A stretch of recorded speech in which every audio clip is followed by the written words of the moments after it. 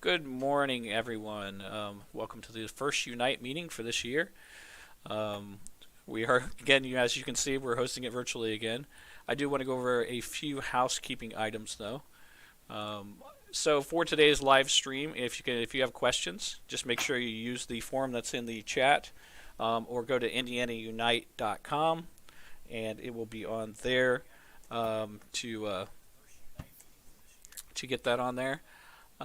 Again, it's just we do that because we want everybody to be able to get their question answered, and if they can't right away, the DOE will have your information to be able to get you that information. So I'm going to mute myself on another computer. There we go. All right. The other thing is if you are not getting email messages, make sure you go to Indiana Unite, again, indianaunite.com. And that is where you can sign up to get the emails for all the links and everything else we send out. We also send out some information once in a while about upcoming meetings. It could be anything that maybe it's something from IPSUG that we're doing, and we may send those information out there too. So make sure you sign up for that under the email sign up on the screen. That's everything I've got. I'll have the presentation again. I haven't uploaded it, but we'll have the presentation uploaded shortly after the meeting, and it'll be under the presentation section of the website for you to do. We also have some breakout sessions. I believe the only one I got this time was from Power School. If there's another one out there, just go ahead and send it to me, and I'll get it up on the site. The breakout sessions is from 1 to 3 for Power School today. Last time we did get a couple more that I put up here, so if you know that breakout session link, I can put it up here for you to make it easier. Other than that, I'm going to turn it over to the DOE, and we have Michelle, Debbie, and Brenda today to talk about all the fun stuff that we have with EdFi. All right, it's all you guys. Good morning. I am Brenda Earps, and I am the Assistant Director of School Accountability, and I'm going to kick us off for the IDOE portion of the meeting this morning. So I'm going to talk to you briefly about the calendar, attendance, and cohort, 3 topics that are near and dear to accountability's heart. I cannot stress this enough. Accuracy matters greatly, especially with the calendars as we're looking at them for 2021-2022. We are downloading the calendars on your public-facing websites and matching them to the calendars that you've submitted through the SIS EdFi system. We are particularly looking at pre-scheduled late arrival and early departure days and vacation days. So make sure those match. If your school is doing a late arrival or an early departure that puts you below the statutory minimum for the day, for example, if you've got a 2-hour delay and so that puts you below the 5 hours on your elementary school per day, then please mark that as a delay day and not a school calendar day. That'll just make our review of the calendar that much quicker. We've been getting a couple questions on bell schedules, so I did want to clarify that. If the building serves both elementary, grades 1 through 6, and secondary, grades 7 through 12, then use the secondary bell schedule. And we ask you to do that because if you were to use the elementary bell schedule, then it would appear that the school would not meet the statutory requirement of the number of minutes per day. So please use the secondary bell schedule in that situation. If your school has a situation where they're offering, I'm going to call it a period 0, where 10 kids are taking Latin, for example, and I just made that up off the top of my head, then we don't want that included in your bell schedule. We're looking for the time of the day that the majority of your students are expected to be in attendance. So don't include any periods before or after if the majority of kids aren't expected to be there. Now, we've been getting a lot of questions around 1003 waivers, and I think it has to do with the name waiver. So I'm going to take a step back here. The 1003 waiver is actually allows school corporations to waive a lot of different statutes, not just the calendar statute. So that's why it's called a waiver. So the 1003 waiver, as it pertains to a calendar, is to allow schools to meet the instructional requirements using minutes rather than days. So instead of meeting the 180-day requirement in statute, it allows the schools to meet the instructional time using minutes rather than days.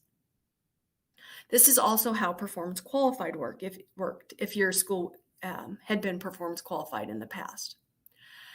Here again, accuracy matters, right? We are really interested in the 2-hour delays on these schools to make sure that the minutes over the entire school year meet the minimum requirement. Waiver days, on the other hand, are for extraordinary circumstances. In my head, I think tree falls into building and you need to fix the roof before the kids can come back. That type of extraordinary event. Water main breaks, you have no water, so you need to cancel school for the day. Those types of things. They're only for traditional school corporations because only traditional school corporations face a financial penalty for not meeting the minimum instructional time. So if your school corporation is interested in a waiver day, the superintendent should submit a request on the JOT form. It can be found in our Moodle community. And then what happens is I process it, I compare it to a rubric that we have, and then if it is approved, I send the superintendent an email telling them to work with their data person to get the waiver day into the SIS and into data exchange. In the past, I just entered these waiver days into DOE Online. So one of the things we are checking with the calendar is to make sure that only those schools that have an approved waiver day are showing an approved waiver day in the data exchange system. So don't be surprised if you put in a waiver day and you get an email from me explaining that you don't have one approved. If you do have a question as to whether or not there has been an approved waiver day for your school, feel free to email us. Our email is at the end of my part of this presentation, and I can very quickly tell you whether or not your school corporation has an approved waiver day. On the other hand, if your school has an approved waiver day, please enter those because we are going to start emailing schools again where we see issues with their school calendars. Attendance, I feel like a broken record already. Accuracy is very important on attendance. In case anyone out there is unaware, which I hope not at this point, the attendance data are being used in the membership calculation. So it should really be of no surprise to anyone that we are running reports daily, and I'm not exaggerating. Every morning I run reports for IDOE upper management in regards to attendance. In addition, those reports are being shared, I'm sure, with the governor's office and legislature, so it's vitally important that they are accurate. In particular, I'm personally looking at attendance versus virtual due to COVID, and in attendance versus virtual. So if you have a school in your corporation that is a virtual school, like they have virtual in their name, then I'm expecting all of that attendance to be virtual.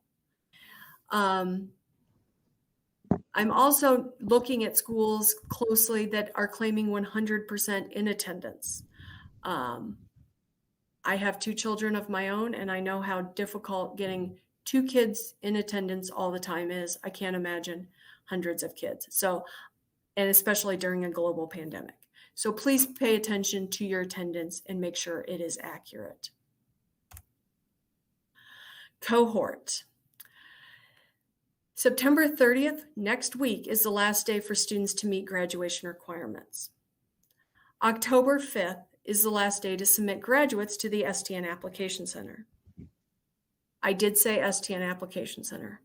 That is the way we've done it for years, so hopefully that is the easy part right now. A couple of things. Number one, if you have not already submitted your graduates, we're less than 2 weeks away from this October 5th deadline. And that deadline is 4 p.m. on October 5th, by the way. You have probably received a reminder email from my colleague Vanessa. I can tell you that if you don't have anything submitted by tomorrow, your superintendent, principal, and yourself will receive an email from my colleague Vanessa reminding you of the deadline. Inters is being updated every Tuesday and Thursday mornings. The way I have to do it is I have to delete everything and reinstate them. So there is a short period every Tuesday and Thursday morning. I try to make it before 8 a.m. where all inters will fail. So if your inters fail on Tuesday or Thursday morning and you're like, that's crazy, try again. Just give me about 10, 15 minutes and then try it again. If it still doesn't work, then please email us and we can take a look. The week of October 5th, since October 5th is on a Tuesday, we will be updating inters on October 4th and 5th. So you've got, in essence, 4 more inters to update. That deadline is a hard and fast deadline because we have to open our audit window on October 6th, and we need grad to close before we do that. The audit window will be open October 6th through the 29th. We have notified all schools that are subject to the mandatory graduation rate audit of their mandatory participation. If you're one of those people who are sitting there and going, I'm not sure the communication is that awesome in my school corp that people would tell me, and I really do need to know that, we do post the lists on our Moodle community. So you can go there and check it out and see and just double check if you have questions about whether or not you'd be included in any corporation-wide communication about the graduation rate audit. The graduation rates will become final by December 31, 2020. That is our federal deadline to post them.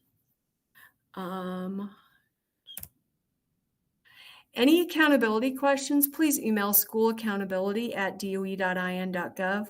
That way, any of the 4 of us can answer them and get back to you more quickly. And now I will see if there are any questions in the chat.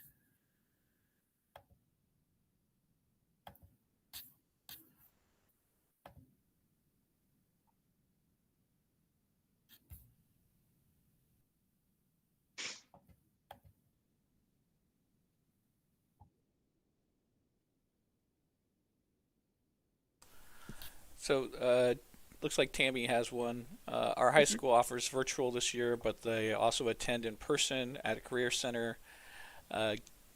Getting does not meet virtual requirements. Should they be marked virtual, yes or no?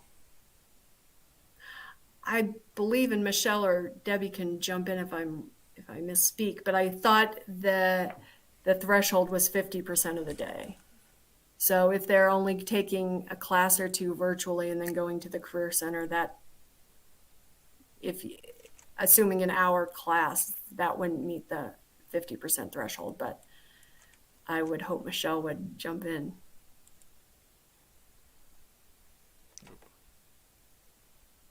But she's not. Sorry. I'm trying to get... I'm not seeing the questions, Matt.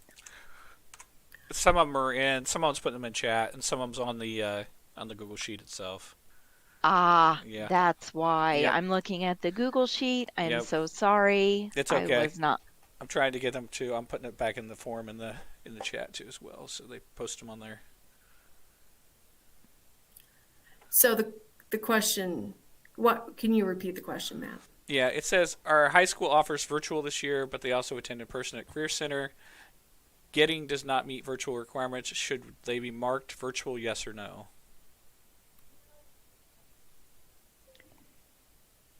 If they're getting membership 45, so the message ME45, which I'm going to discuss in my presentation part, is now a warning. It is a warning message stating that the student does not meet the threshold to be reported as virtual. However, if that student is truly a virtual student, go ahead and leave the program associated to the student as virtual, or the identification in the SIS that says they're virtual yes. Check the roster, you'll see that they are certified. We want the accurate data. The message inside of that warning did not get updated, and it is being updated and they'll see it starting tomorrow, saying that the student is counted. Did that answer? I think that was the concern.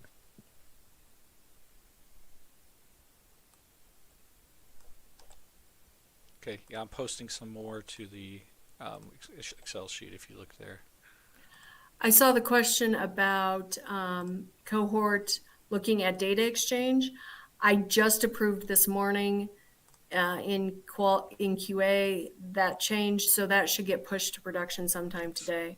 When I get word that it has, I will make an announcement in our Moodle community. Okay. So that should be fixed by tomorrow.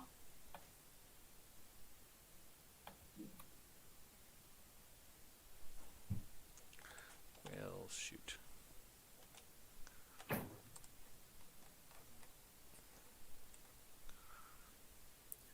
Okay. Yeah, we have an issue with one of our graduated students that submitted a work order ticket over 3 weeks ago with no response. How long do we wait? Shoot that question to school accountability. We can take that off of their plate. Is there a way for me to get write access to DWS in tiers myself so I can clean up these records? I've been given read access, but if I could fix them myself, it'd be faster.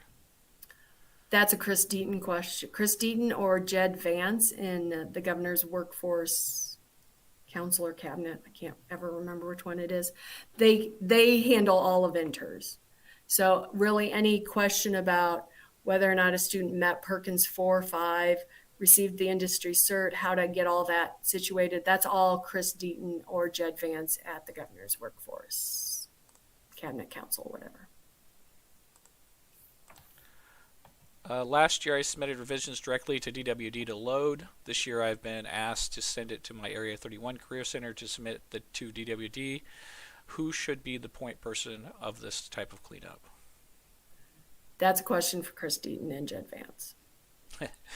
Yeah, I get it. They just send me the inters Yep, data. So. I get it. They said you can email Jed Vance down there. Someone put his email address in there, which is nice. Can you restate how to mark a 2-hour delay on the calendar? Sure. So there are 2 different delay types.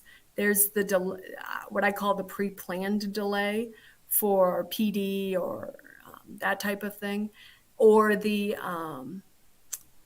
I think it's other or unknown, or I'm sorry, not unknown. It's more like weather. So those would be for your ice and fog ones that'll probably happen this winter. But there's a delay, early dismissal code. If our calendar shows that 9/15 was a virtual day for 2 of our schools, should all the students be marked as virtual for attendance as well? Yes. Is the CRDC due this year, and how do we submit it? We That's don't awesome. manage the CRDC. Okay, let's see. Are you picking up the ones off of the Google Sheet there?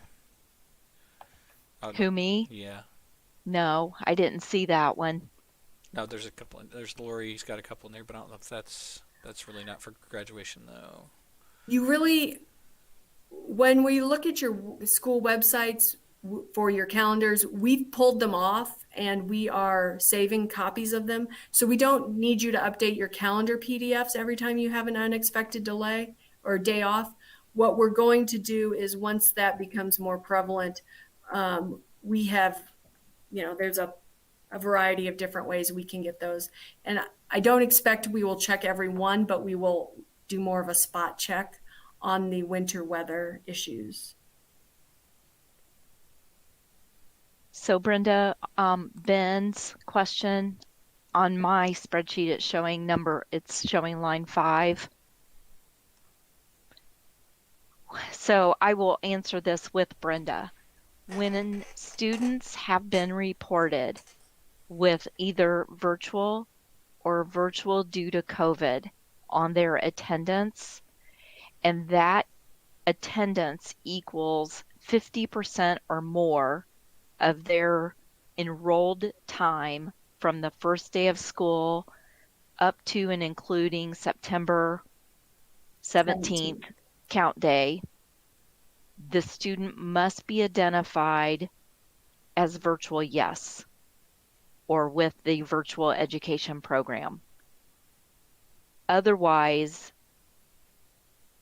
those students are not going to be included.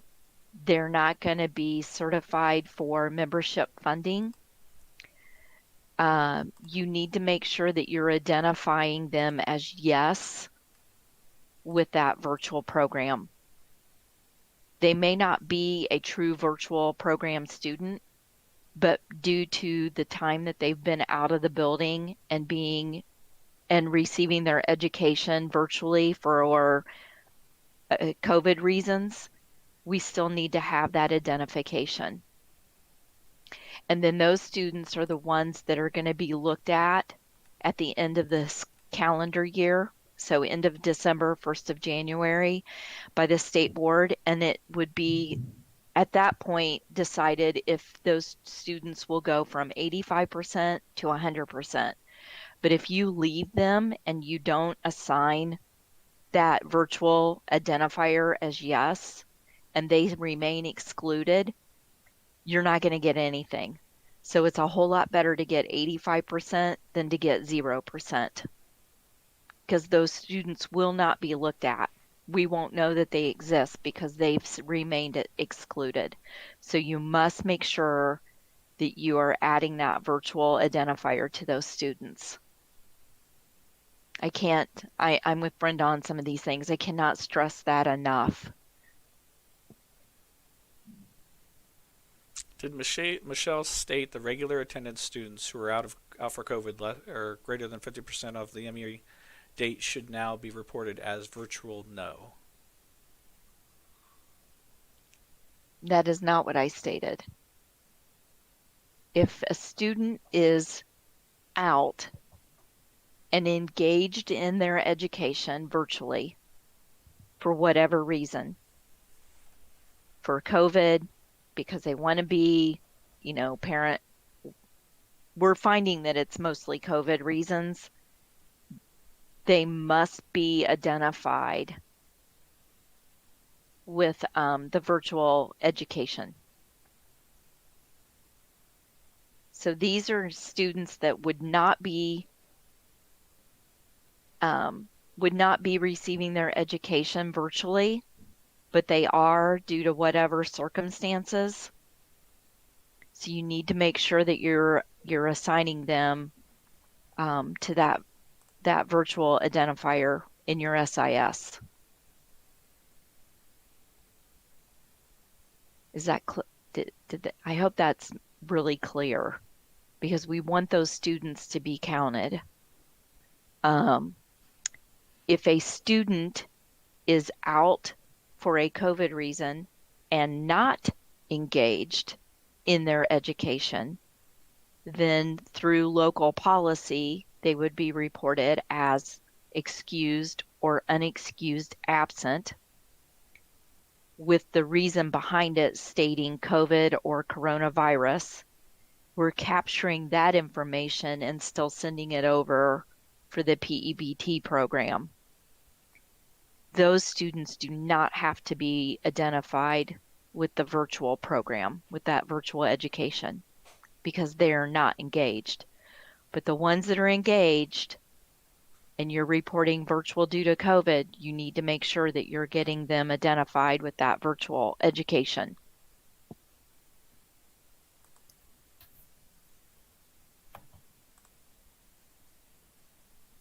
And Brenda wants that accurate attendance data.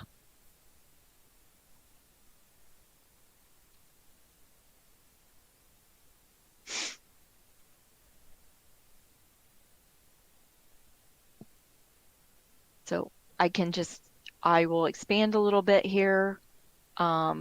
It can tell you that we are hearing about schools marking students exempt who are out for COVID reasons.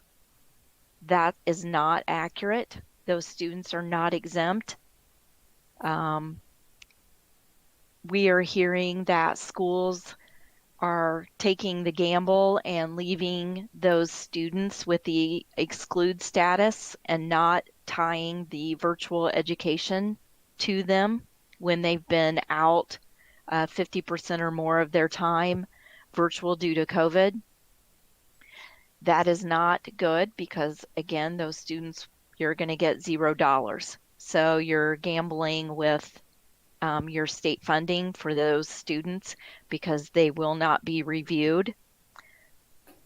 So don't continue that practice.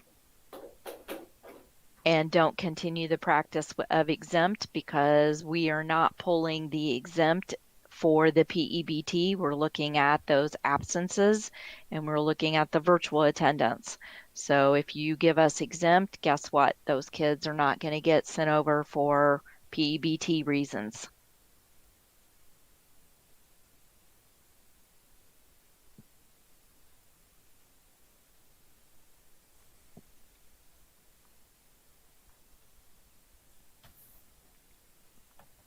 I don't see any more wish to see. Let's see. Since the 17th, I've had 6 students that are now excluded. They were not on the 17th. If students are going to be changed after the 17th, should I just mark all of the students virtual due to the 50%?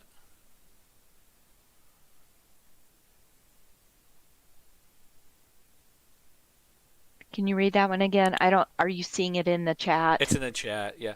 Yeah, since the 17th, I've had 6 students are now excluded. They were not on the 17th. If the students are going to be changed after the 17th, should I just mark all the students virtual due to the 50%? So they didn't hit the 50% mark until after the 17th. That's what it Is sounds like. Is that what I'm understanding? I'm not sure if Debbie, we were double booked this morning. I'm not sure if Debbie is. I'm on. Okay.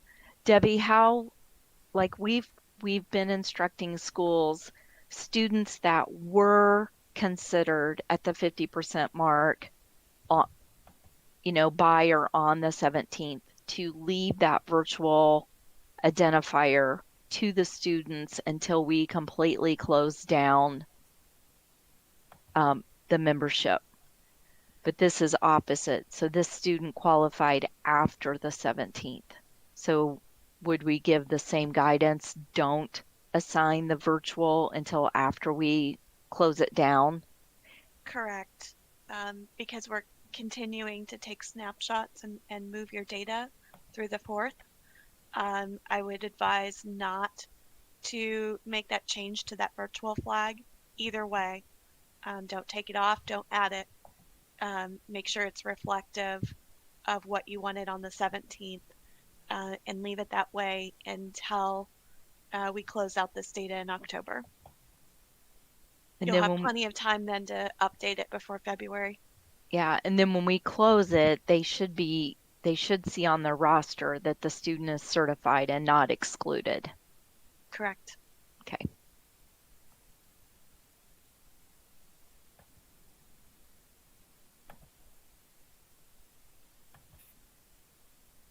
Are you saying a student who may be 5 to 10 days, 5 to 10 days because of a parent may be positive for COVID, if we send them home to work to do for those 5 to 10 days, then we need to make them virtual for that time?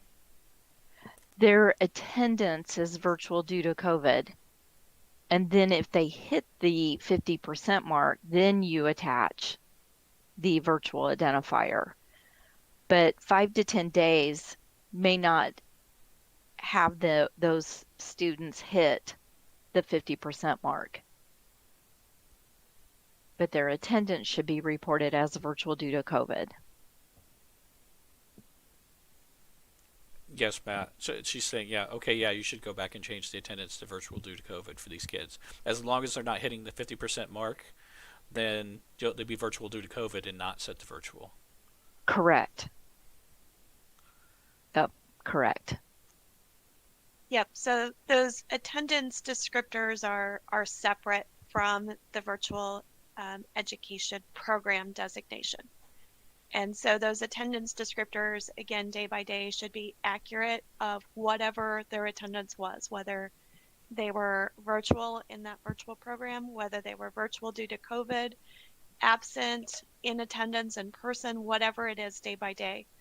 For the calculation, we're literally taking the two attendance types of virtual and virtual due to COVID, taking the sum of those, and that is your numerator. And then we're taking all the attendance codes, and that is your denominator. If that is greater than 50%, 50% or greater, we're expecting to see a program association for that kid that says they are in the virtual education program. And that flag is what's triggering then the 85% funding. We're comparing those attendance, day by day attendance designations to that virtual education program designation and making sure per statute that the attendance is being considered in this calculation. But ultimately, we need the school to acknowledge, or we're forcing the school to acknowledge that the student is going to be funded at 85% with that virtual program designation. Lisa wants to know, could you please repeat how to report a student that is out for COVID and not engaged in learning? That would be an absent. Yeah, that's an absence. So whatever the local policy is, if they're saying excuse those students, if they're saying nope, they hit the threshold, they're unexcused, whatever the local policy is, those students are considered absent. So either excused or unexcused, and then in the comment area, make sure you're using the word COVID or coronavirus because we're capturing that information.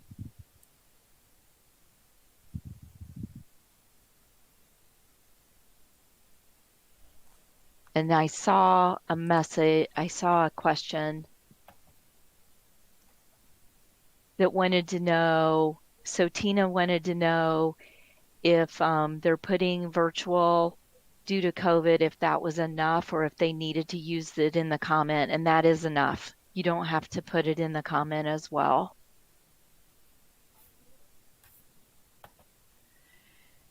If you have e-learning days pre-scheduled, those should be marked, all your kids' attendance should be marked as virtual for those days.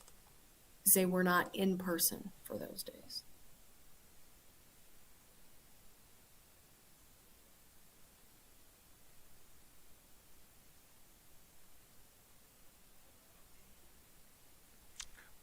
What is this one here? For determination of virtual, is it taken out of total membership days and total days attendance? For instance, we have a student enrolled for 20 days prior to and including 9/17. Let's say they have 5 absences, 8 virtually present, and 7 physically present. Are we taking 8 virtual 20 days into membership, or are we taking 8 virtual and 15 days in attendance? That's a math problem there. That one is on the spreadsheet, by the way, if you want to take a look at it. Okay, good, because the numbers came too fast for me. Yeah, I figured as much. Yeah. It's line 15. It's only 1 cup of coffee today so far. That's not going to cut it.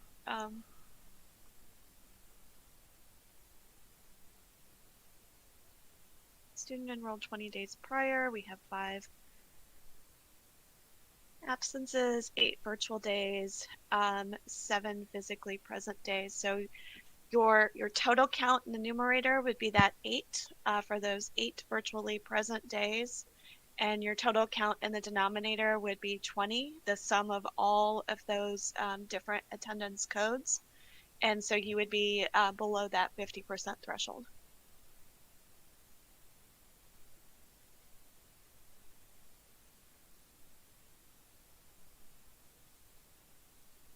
So the first one, 8 over 20.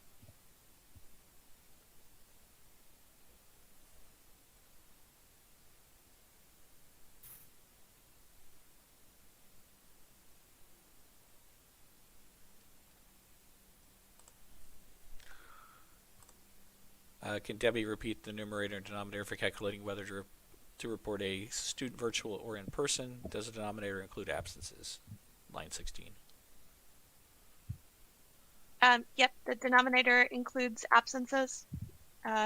It is literally virtual plus virtual due to COVID is your numerator, and all attendance events is your denominator. Do we know PEBT pulls, days, and thresholds? I know that's kind of out of the realm of that. I do not know when the poll days are, unfortunately, and I don't know the thresholds at this point either. Brenda, do you know? I saw you shaking your head, but wasn't sure if you had any. No, I just know what PEBT is, and that's pretty much it. I would like. Go ahead. I'm sorry. Jeff Melke has been the one internally that has been mostly running with that, but FSSA generally has the best answers since they are in charge of the program. So they can tell you those calculation days, thresholds, etc.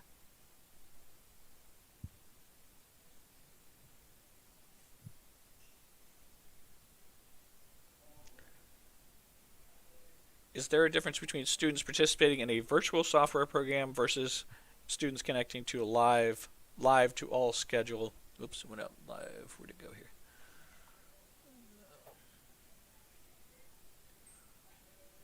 Oh, I just lost it in the list there.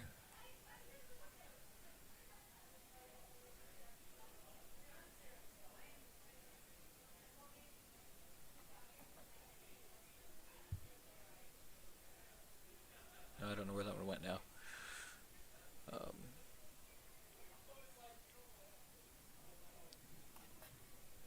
Debbie, can you put the calculation numerator and denominator in the chat formally for us to use? Answering Deanne's question, use the jot form. That's what we're trying to get everybody to do so we can get that. But is there a place in DEX that sites can see where the warnings are of students who have gone over the 50% threshold?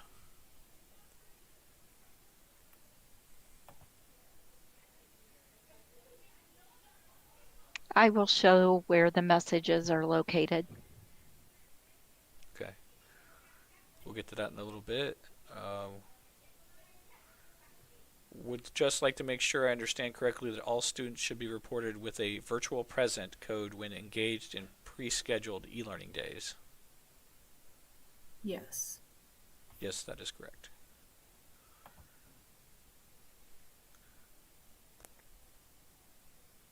I have my attendance marked correctly, so I need to make the student instructional method as virtual due to COVID as well, correct?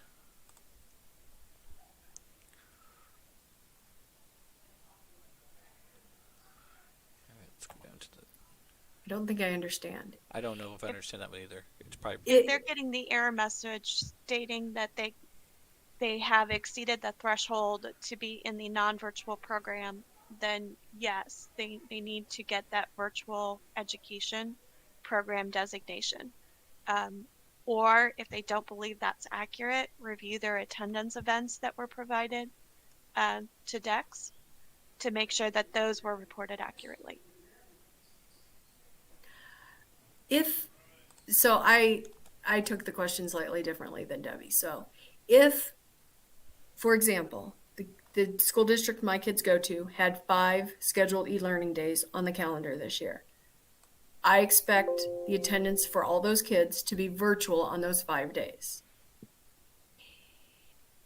If a school in a corporation had to go virtual because of in a COVID outbreak, like some did early on in the school year, where it just got overwhelming and they decided to just stop and go virtual for 2 weeks, those kids would all be virtual due to COVID. So there is a slight distinction there, but if it's pre-planned, the school board had decided it way back last spring that the kids would go virtual, then that would be a virtual day. But if the kids are, but if there was an outbreak due to COVID and they had to go 2 weeks or whatever, virtual due to that would be a virtual due to COVID situation. I would, oh, excuse me. I would like for someone to address how to handle a no-show student on the RT, AT, and GR.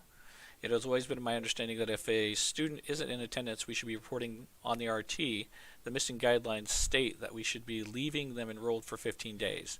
This is in the past has always caused an error between the RT and the AT because you can't have the RT without 0.5 days in attendance. Also, sometimes after the withdrawal, the school will get a request for records, and they are telling me that if the date on the request is greater than 10 days, they are still a dropout. Is this true, and why? I'm going to take the last part of that first. Well, yeah, I'm going to take the last part of that first. So I think the confusion there is when we audit schools on the graduation rate, we expect the exit date to be in line with the exit documentation. And what we really mean by that is when we look at the transcript request from the other school, if it is before you're saying the school exited, then we really closely look at that date. For example, but we do understand that occasionally, like mom might be working ahead at the move, and so you might get the transcript request, but the kid's going to finish out the week, but you might get it on Wednesday, but the kid's just finishing out the week, and then Monday they're going to start at the new school after they move that weekend. So we get that. I think people overtake that or overestimate what we mean by the dates have to be in alignment. What we're really looking for, or what really raises a flag with us, is if the transcript request is, let's say, for July, but you are showing the kid in attendance and not exiting till the end of September. That's going to raise the flag for us. So I'm not sure where this greater than 10 days is coming in. Although we do suggest that if the student exits and says, I'm moving to, 2 school districts away, let's say, then I wouldn't wait longer than 10 days before I started calling them and saying, did the kids show up? Because if not, then you need to start initiating the missing process. So that could be where the 10 days is coming in.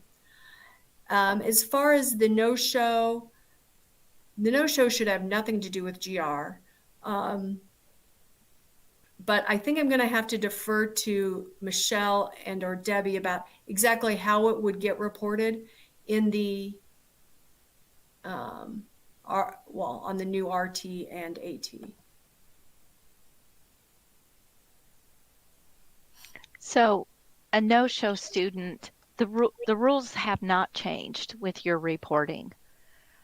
The student should have, they finished the school year, they were there all the way through the last day of the school, and you expected them to return, but they don't. So they need to have a 1-day entry-exit record prior to the first day of your school calendar, and it can be anywhere from 7/1 up to that day before your first calendar date, showing either the accurate dropout code or the accurate mobility code. So those rules have not changed. And then we will pick that up to update your cohorts and to provide inter and intra mobility information. There shouldn't be any attendance. So your school starts, student hasn't shown up, they're marked absent, you're trying to locate where they are, you find out 3, 4, 5 days in that they have moved to another state, that they're being homeschooled, whatever the circumstance is, they have said, I'm done, I quit, I'm dropping out, I've got a job, I'm not coming back. Whatever the circumstance is, that attendance is then removed. And it depends on your SIS vendor. So working with your vendor, I know some vendors, when you backdate and change the enrollment, and that, you backdate that withdrawal and get them out prior to the school year, it forces you to delete the attendance. But you have to work with your vendors to understand the process that is necessary in making sure that the attendance is deleted out of data exchange if it's already been provided, and that entry record.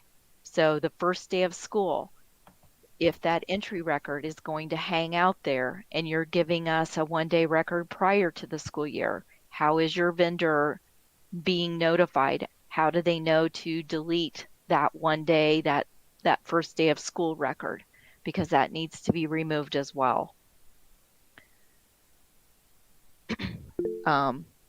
So yeah, there's just certain things like we don't want to see anything but that entry and exit record prior to your school calendar with the accurate exit date, and then working with your vendor to understand the processes needed to make sure that that data is removed out of data exchange.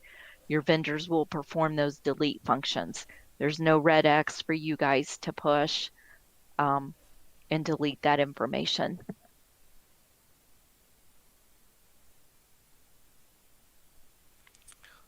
Line 19 again, if they were 50% or greater virtual due to COVID by the 17th, but are now showing excluded so since then they are over 50% threshold based on the attendance since that date, not to mark the ADM as virtual to get them back in the count. That is correct. We had students move to virtual week of count day. The student was in person greater than 50%, but is virtual on count day. Is your description that the student will now be funded at 85% even though she was in person greater than 50%? Am I understanding that correctly? So to answer this one, and we had a conversation with Melissa Ambray yesterday to confirm if the student moves to a virtual program or virtual school prior to count date, whether they hit the 50% threshold or not, they are to be identified with that virtual education. So they're to be identified as virtual. As we are cleaning up data on our side, we are seeing the responsible organization fall off of some students' records daily. Each day we find students that were certified yesterday become uncertified today with no exclusion or error on the state side. The student's not failing, they just no longer have the responsible organization. This seems to be associated with the students that have a no-show record in our district and they were mobile within our district.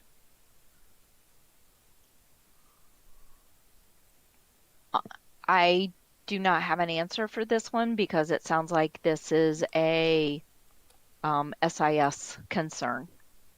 Yeah, that's what it sounds like to me too. Yeah, we don't remove anything.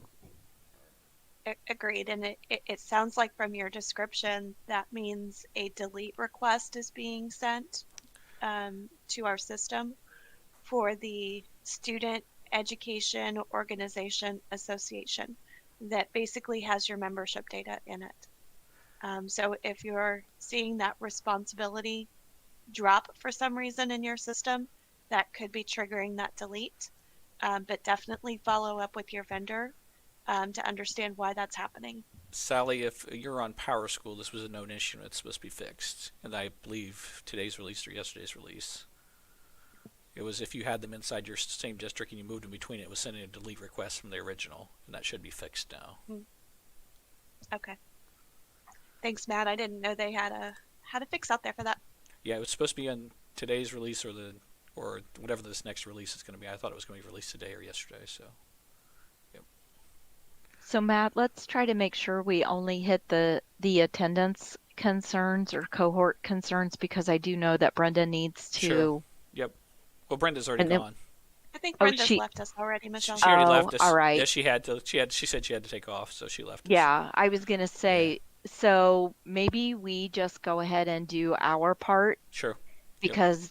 I left a lot of time at the end to go through the questions. Sounds like a plan. Let's keep moving on. Okay.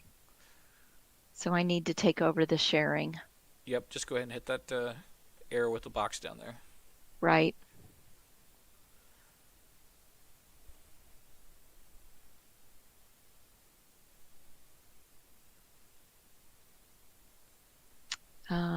Hopefully it'll let me, good.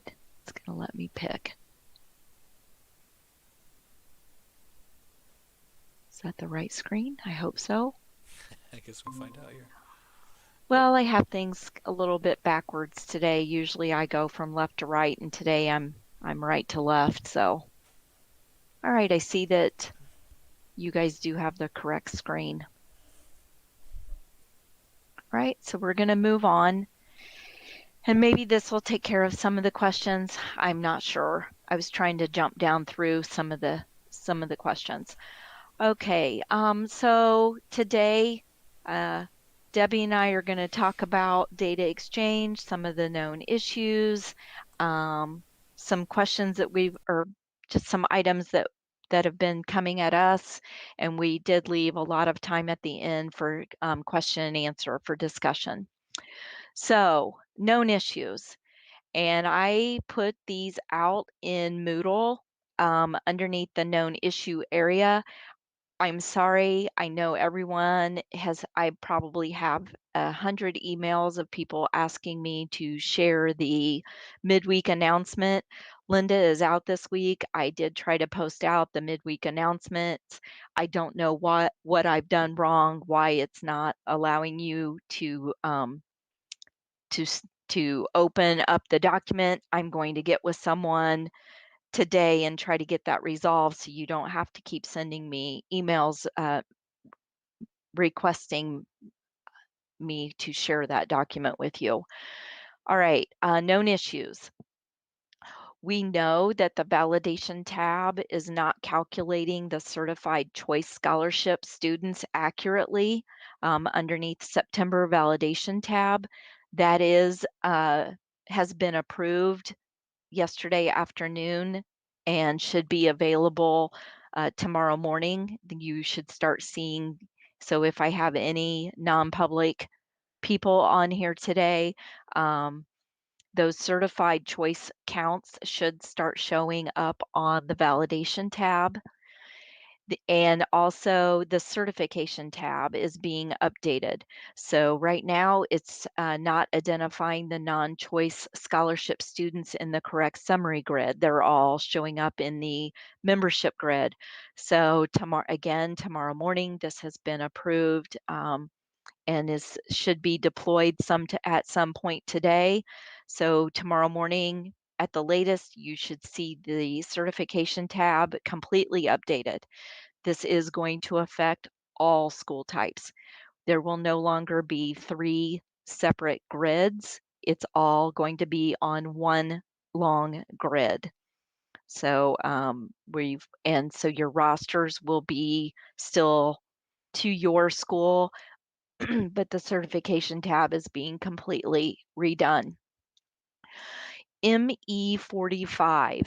ME45 started out as an exclusion, and we didn't anticipate that students who are actually attending in a virtual program or in a virtual school would have so much attendance data that they would no longer qualify to be reported as virtual yes. So if a student who is truly in a virtual program or a virtual school and they have too much attendance reporting for absences or suspensions, it's going to put them underneath that 50% threshold.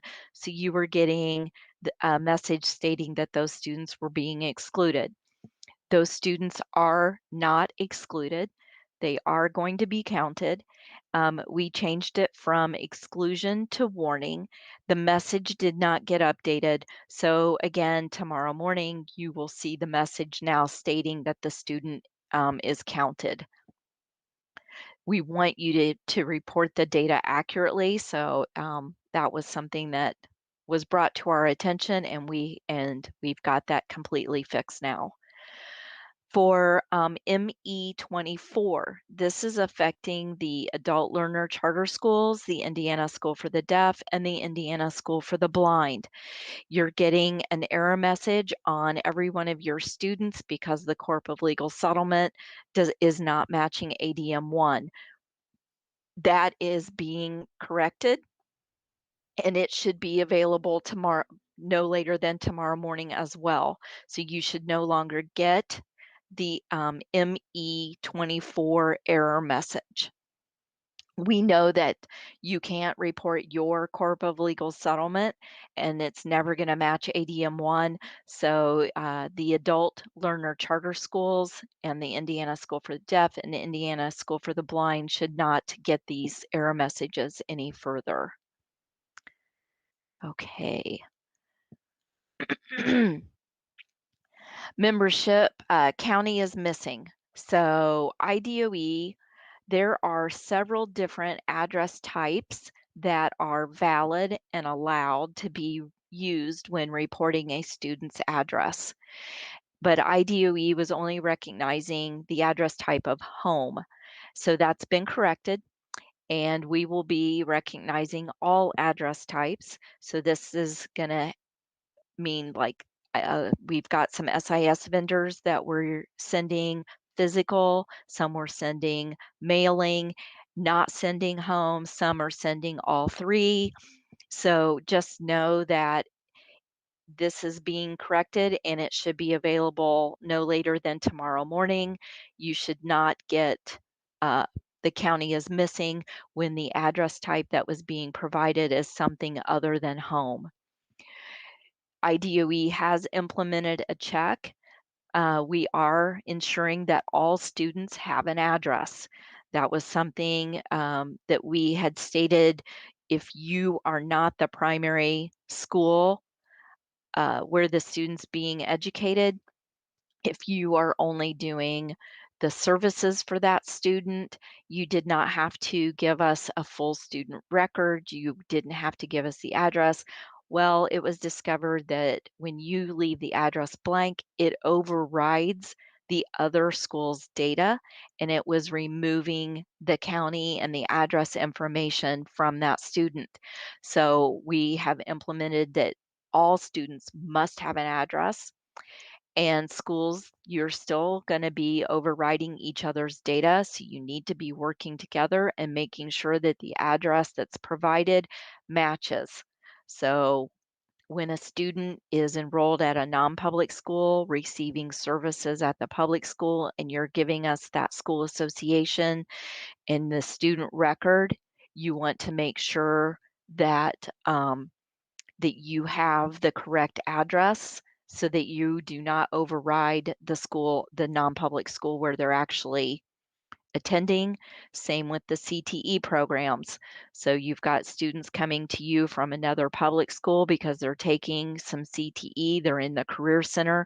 Please make sure that you've got the full address and the correct address so that you're not overriding another school's data.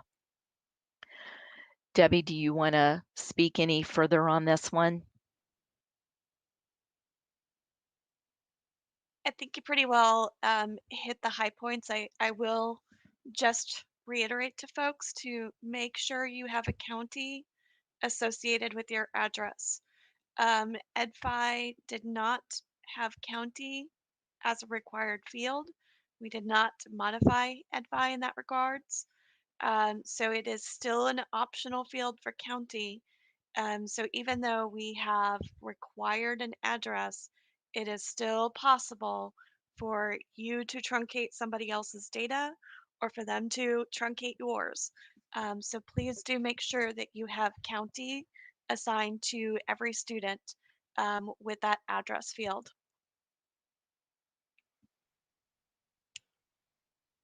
And as we call it, it's what is it? Data thrashing. Data thrashing. It's a great term.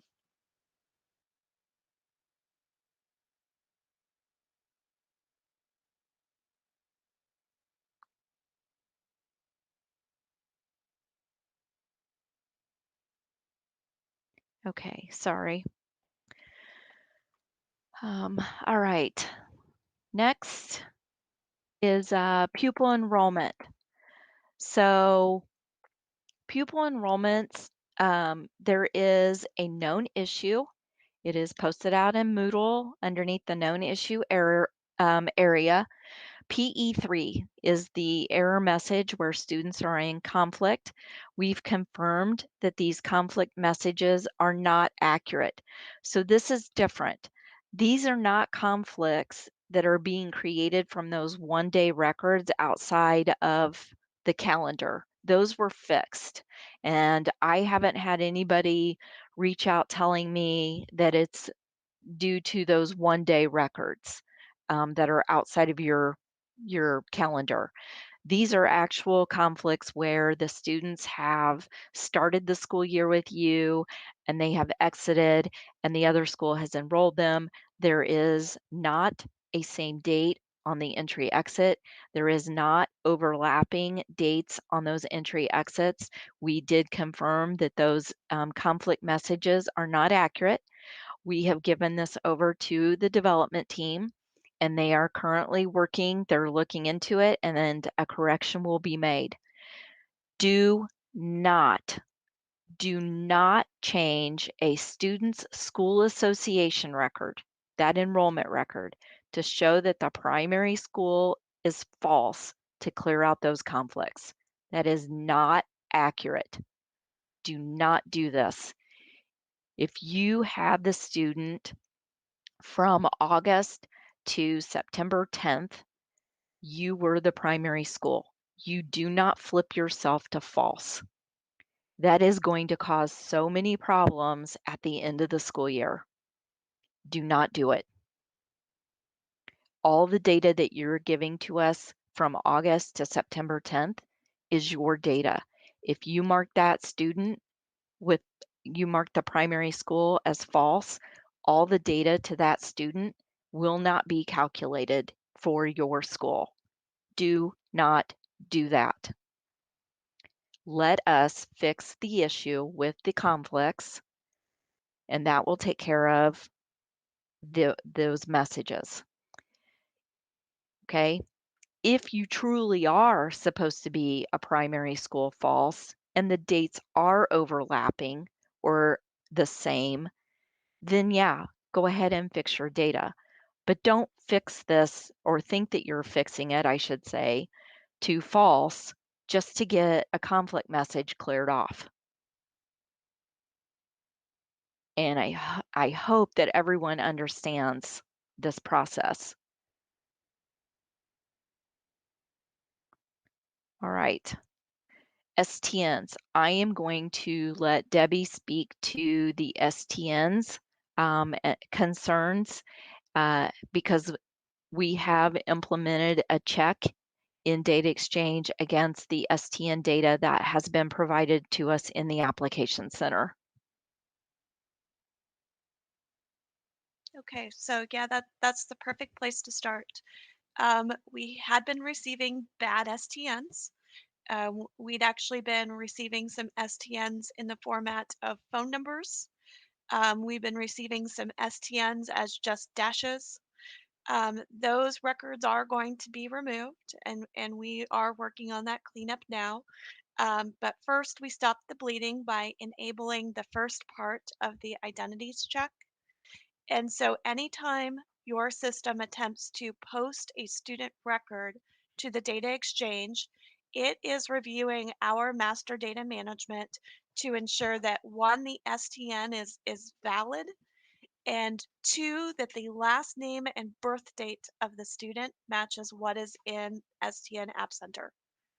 And so again, we're not going, we're not didn't go all the way in. We're not matching everything at this point, but we are ensuring that it is a correct and valid STN, that birth date and last name match what is in App Center. So this information is getting updated nightly from the App Center over to the data exchange and over to our master data management. So if you have created STNs for the school year, let's say for your kindergartners or kids that moved in from out of state, and you have not yet uploaded those to App Center, please do so, because you are going to get, and you're going to start getting failure messages on those kids. Once you've uploaded those to App Center, again, right now it's a nightly process until we completely decouple App Center. It's a nightly process that's updating in the data exchange and in our master data management. As soon as you have made those updates or uploaded those to App Center, again, the next day, you can then repeat your post of that student and the subsequent data. Now, what you're going to get back, Michelle has noted on the bottom here that you're going to get a message saying that the STN or that identifier does not successfully match in our identity system. It's one more time, it is checking the STN, it is checking the last name, and it is checking the birth date. So if you know you have an issue on any one of those three, you either need to correct your SIS or you need to update the App Center to the correct name or birth date. Or again, upload those students completely to resolve that. It will resolve itself. If you received student messages before and now you're not, this could be why. I will state that earlier this week, for about an hour, we had an outage on this. And so if you were getting a ton of these messages earlier this week, that could have been on us where we had a permission issue. It was only going to show up when you were posting students.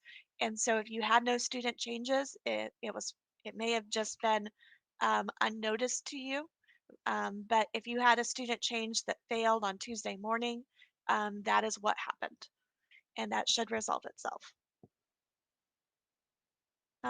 Lastly, we did find some students that had been marked as unknown in the STN application center that were then failing because they were not an active and valid STN. Again, we did fix that earlier this week as well.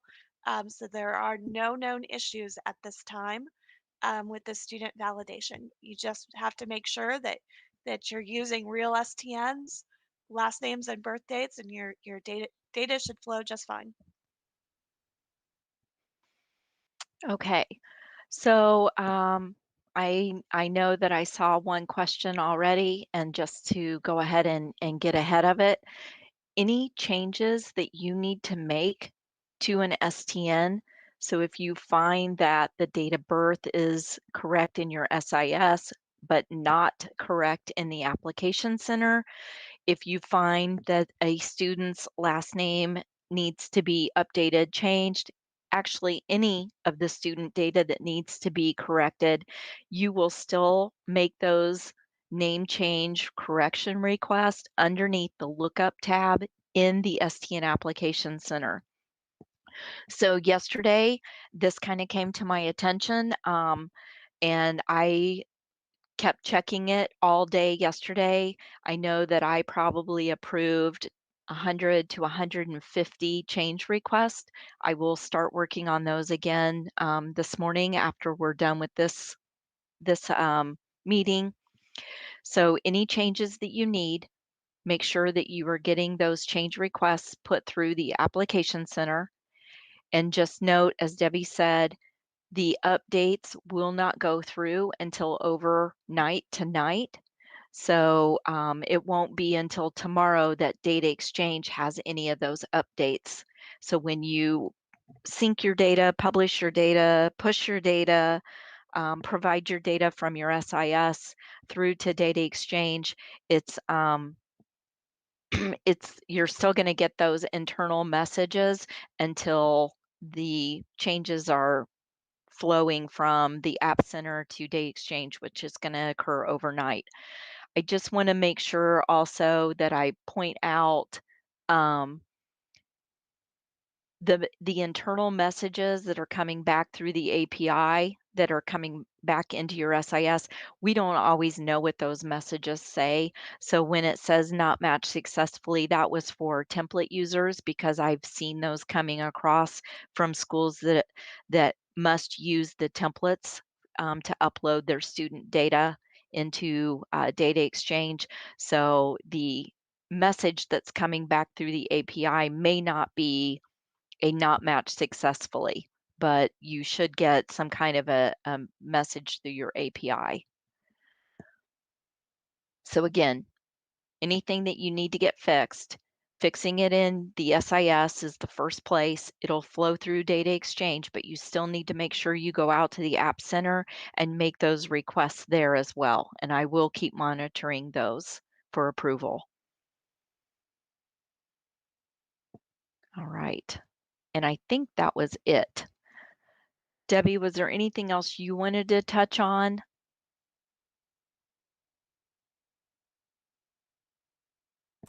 Again, just reiterating the changes that are being published today will be available tomorrow in production as related to membership. That the county issue, essentially the address issue of anything other than home not being picked up, will be resolved. The Corp of Legal Settlement for ADM Type 1 and charter schools, that issue will be resolved. And the display on the validation page and the certification page and rosters will be resolved. Again, much cleaner display on that. That should leave no known issues for membership. Those were the last two remaining known issues related to membership. And again, then the display issue where the data was there, but it was a little too complicated to find. That resolves all of the known issues for membership. So hopefully, as we kind of look to turn to more questions, I will just share with folks some numbers on the data that we are seeing. I know it's not been the easiest of seasons to get membership in, but we are sitting at 969,794 clean membership records today so far. And again, once we get those two fixes in place, we expect a majority of those students that are in an error status right now to bump over to that certified column. So while I know that there's still work to be done, just wanted to let people know that overall the numbers are coming up as they should, and we're drilling into those final students to get those cleaned up. Um, so just want to give a little bit of reassurance to folks, and again, thank everybody for their hard work on this data. Hasn't been without its bumps in the road, but clearly we're getting the numbers where they should be. We're usually at 1.05 million for membership, so we are closing in on those numbers. I will share with folks also that as always, and Michelle, I think, reiterated this too, especially around conflicts. Melissa Ombre will engage the typical protocols of requiring documentation to tie break any remaining conflicts. You don't want to end in that status. Do everything you can to work with schools, but as always, there are protocols for handling any remaining conflicts. The last one, again, we still have a couple schools or a couple students that are not or have not provided attendance for their kiddos yet, or for one or two kiddos, and are still in that exclusion status. So make sure you're checking um, your errors and your conflicts, and also looking at those exclusions, most specifically for those students that have no attendance records and are being excluded from your counts, to make sure that you're getting all your kids where they need to be. Those are my final reminders. Okay. Before we jump in, Matt, to all the questions, I want to address, because I know this is probably out there, I'm going to just lead with it.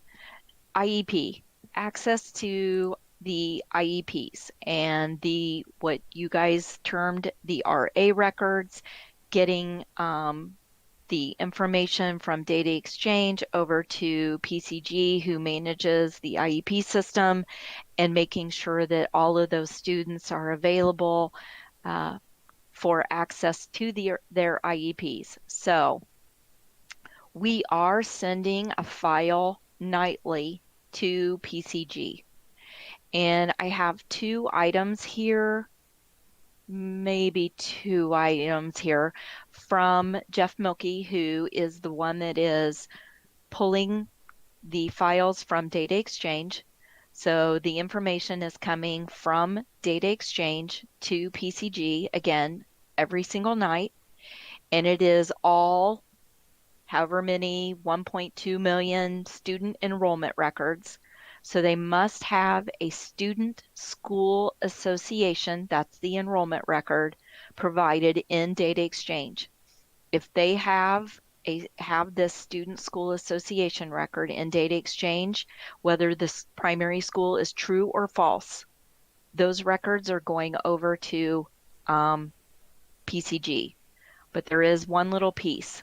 So I was not aware of this until a couple of days ago. I asked for a couple of statements. And so Jeff says the STN needs to be created in the STN Application Center still.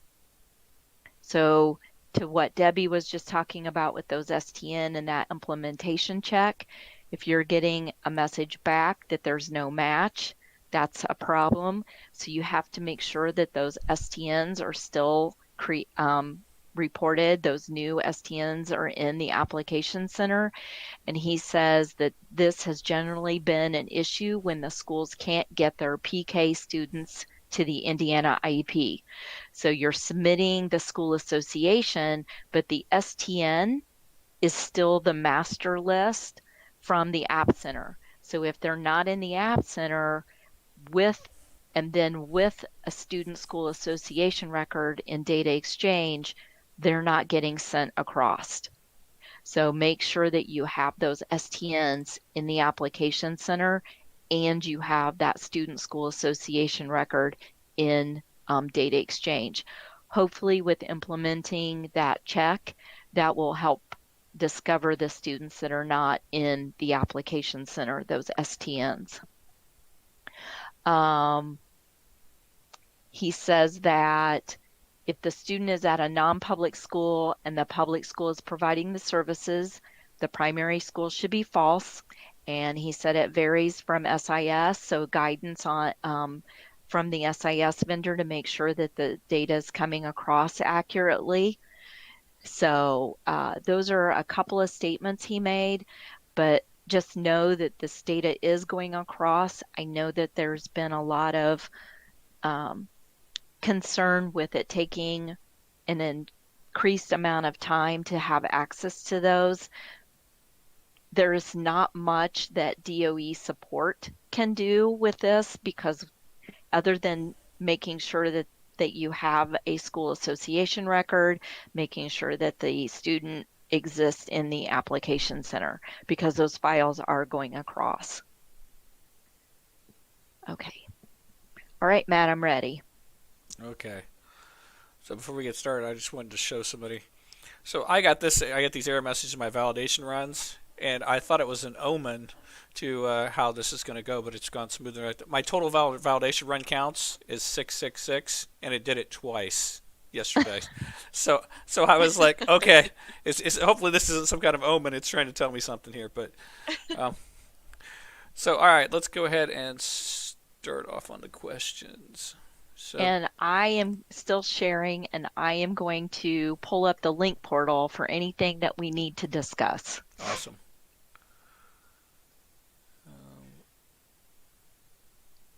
Do we count students who attend Indiana School of the Deaf as transfer out students? No. Have they ever counted them as transfer out students in the past? No. Rules have not changed.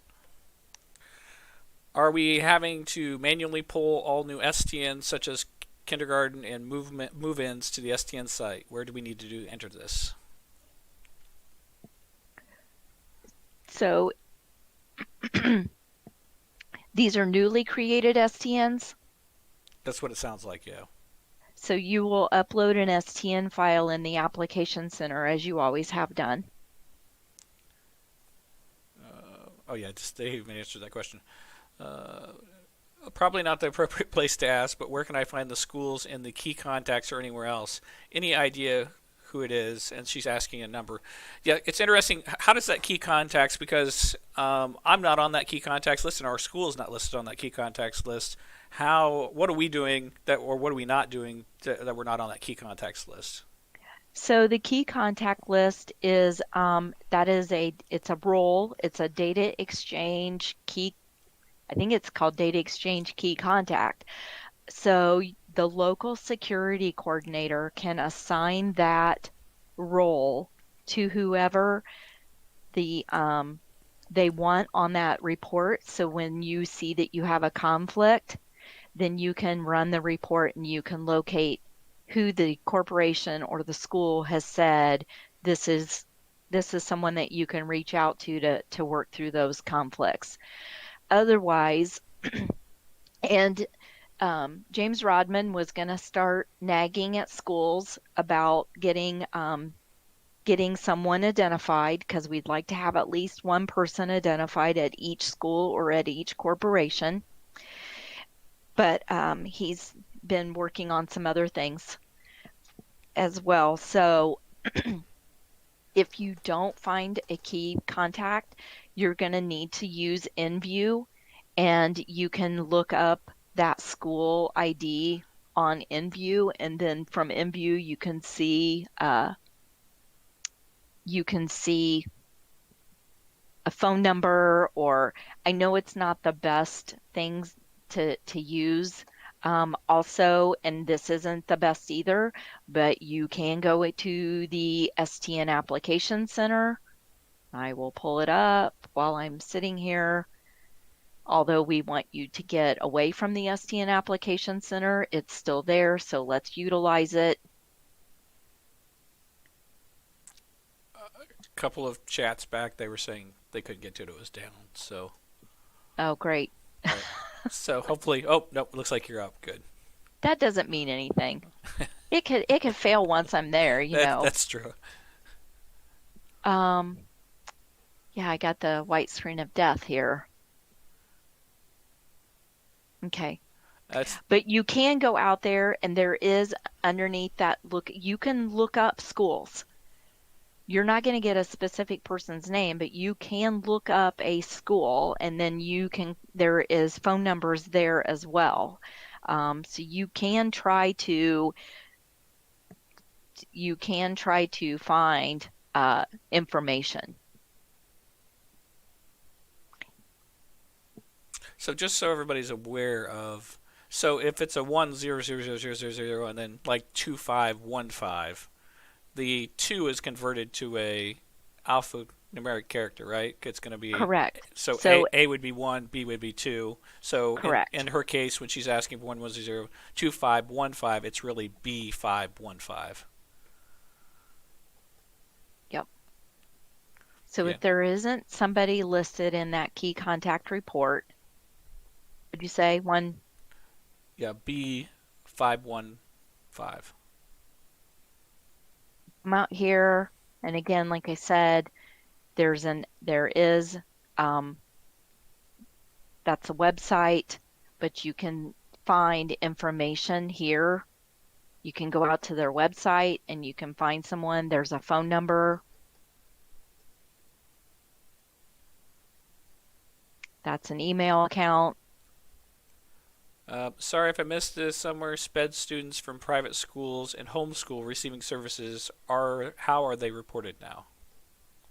So special education students that are not enrolled and attending, and you are only providing the services or you're only managing the Indiana IEP, you will give us a student school association record, so an enrollment record, and the primary school will be identified as false, and that's it. And then you will also provide a special ed program record.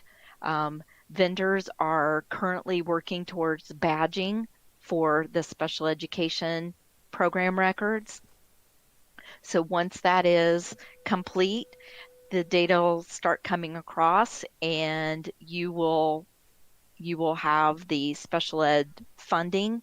There is no EdOrg association.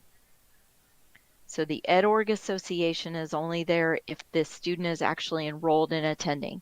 So if it's strictly services only, you'll give us the student school association.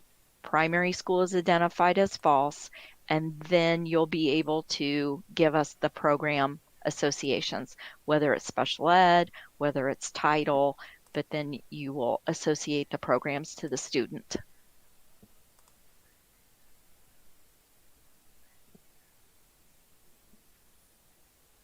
There we go, data exchange contact.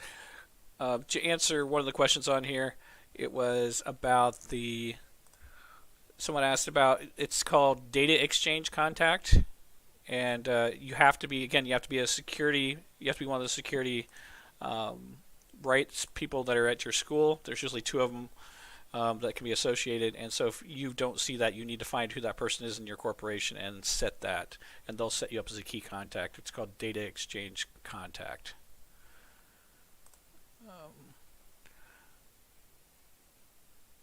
Just to be clear, on the numbering system, it'll be 1, 0, and then if there's 4 numbers after the end of that, that is the district, and the next 4 numbers after that would be the actual school itself.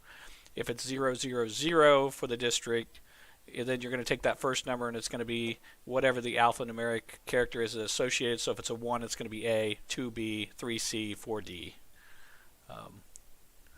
Let's see, we only have virtual. Yeah, Go ahead. Yep. just to kind of jump into that a little bit more, and Sure. mostly for any non-pubs that may be joining us, the archdioceses are not LEAs. Your dioceses are not LEAs. If you were accustomed to reporting your diocese, as an example, as your LEA, that is no longer the case in data exchange. They are not your reporting corp, and they are also not a corp of legal settlement. So we do still see a lot of errors in data exchange related to that. So please do go back and make sure that you are using a true, your school is the reporting school, and you need to use a traditional public school corporation as your corp of legal settlement for students.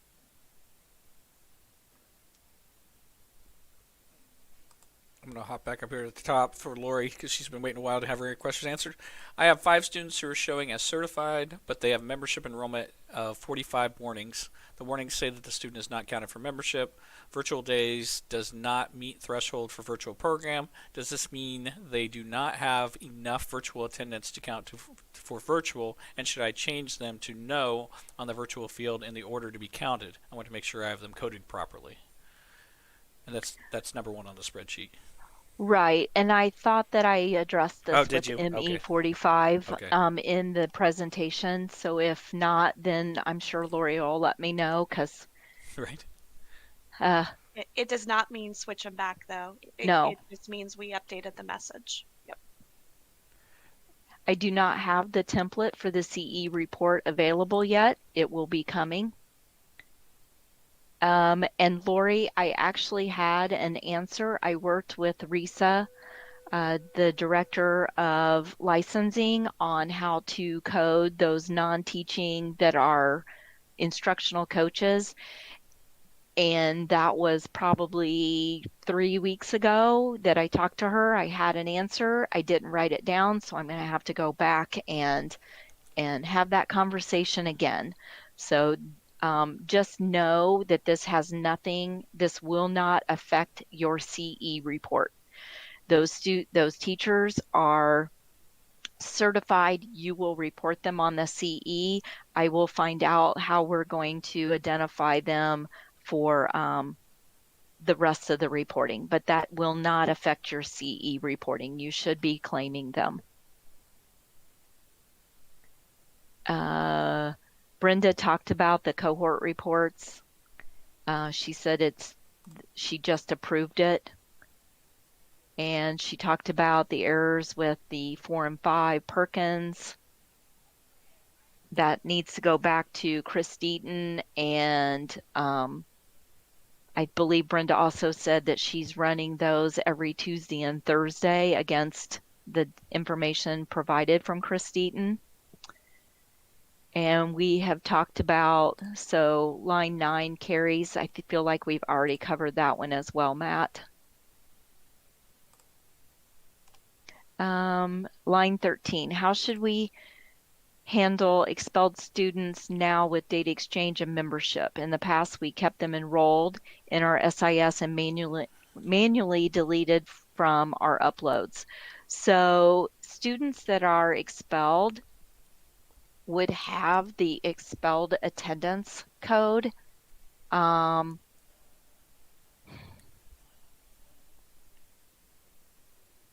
I don't have a good answer for this one, Debbie. Special education students that are expelled are counted.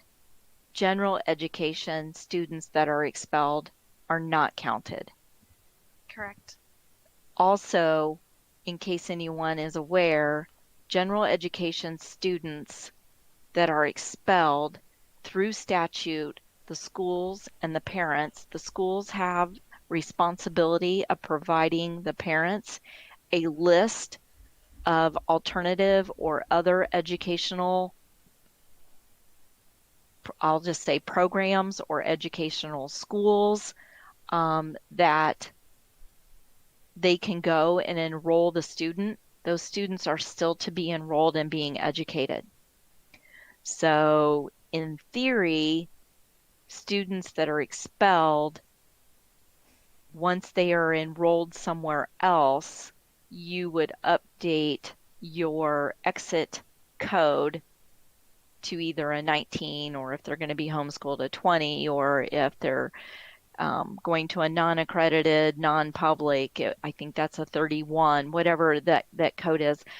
But in theory, all of those expelled students should be receiving education, and that's in statute. I don't remember the statute code, but I would be working with your administrative staff, because like I said, schools are to be providing this information to those families when they expel a student.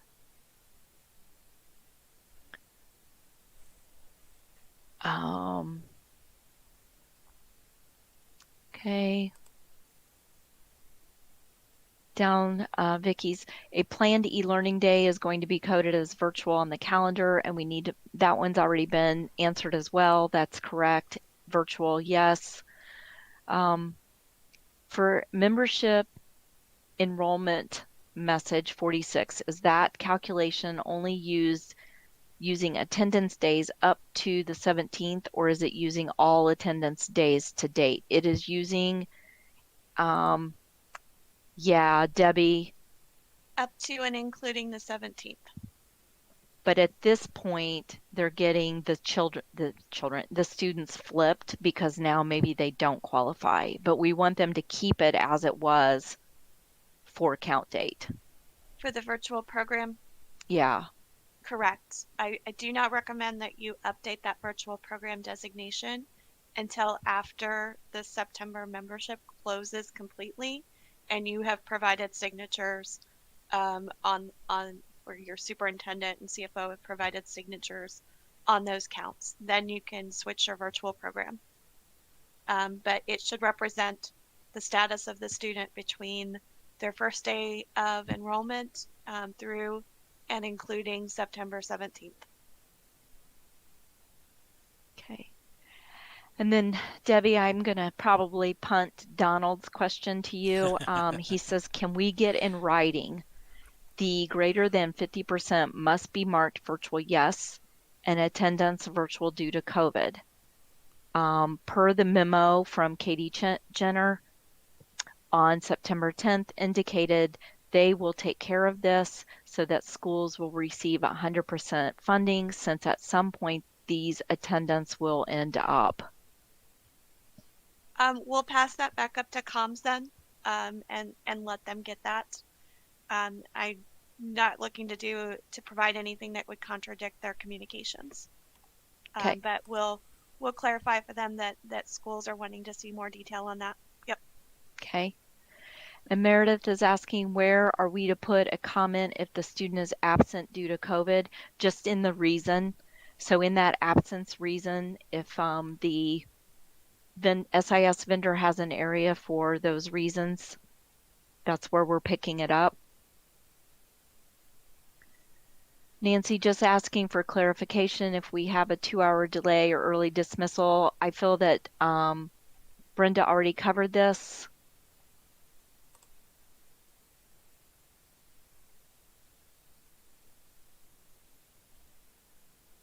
So Sherry, I cannot direct you where the attendance comment field is located. This is not something that's in data exchange. It's inside of your SIS. So you will need to ask your vendor that question. This was a last minute change, and we did not even update it on our requirements for the vendors. So if your vendor cannot support the comment, again, that doesn't mean they're out of compliance with us. The fallback is that you are able to provide that PEBT data directly to FSSA through the upload process instead.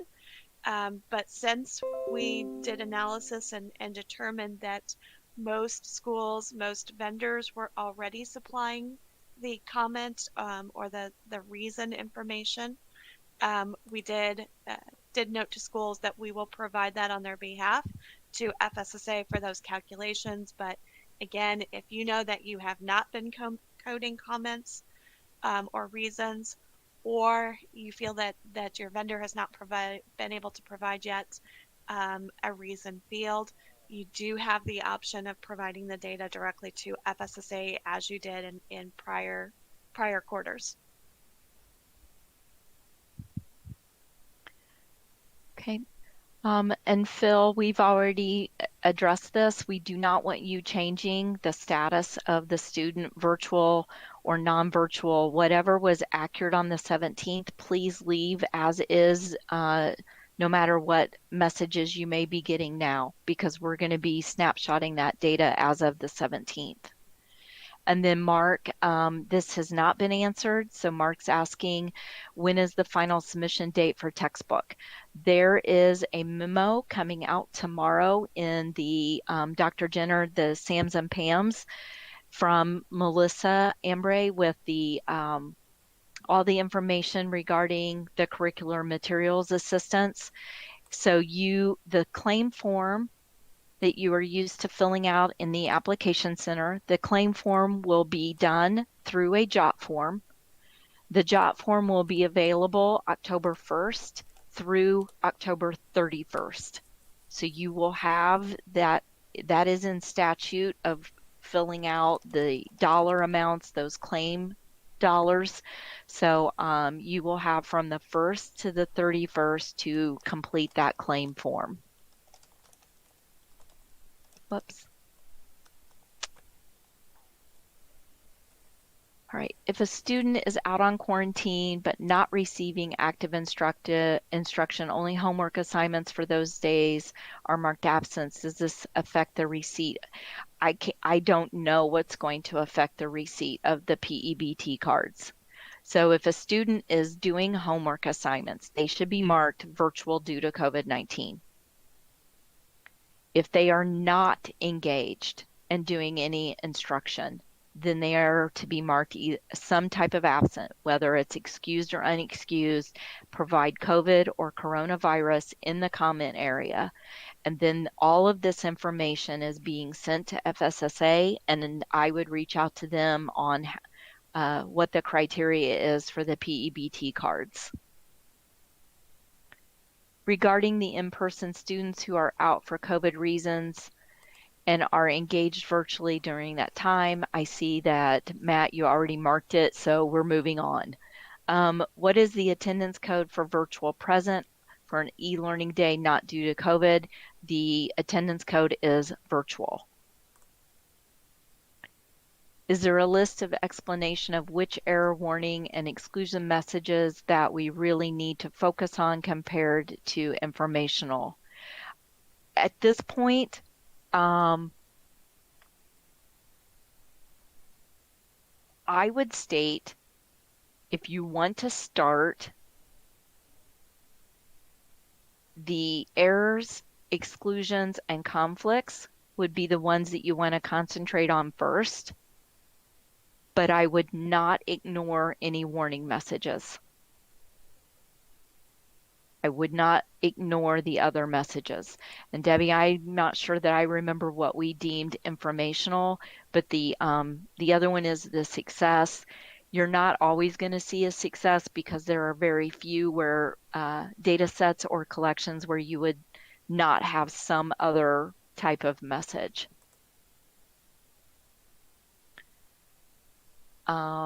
No-shows, if we do the one day prior to the first day of school and we've been told that they are moving to a neighboring corp, so do the accurate in-state transfer, are we responsible for the student until they are picked up? How do we know if they show up at the new school?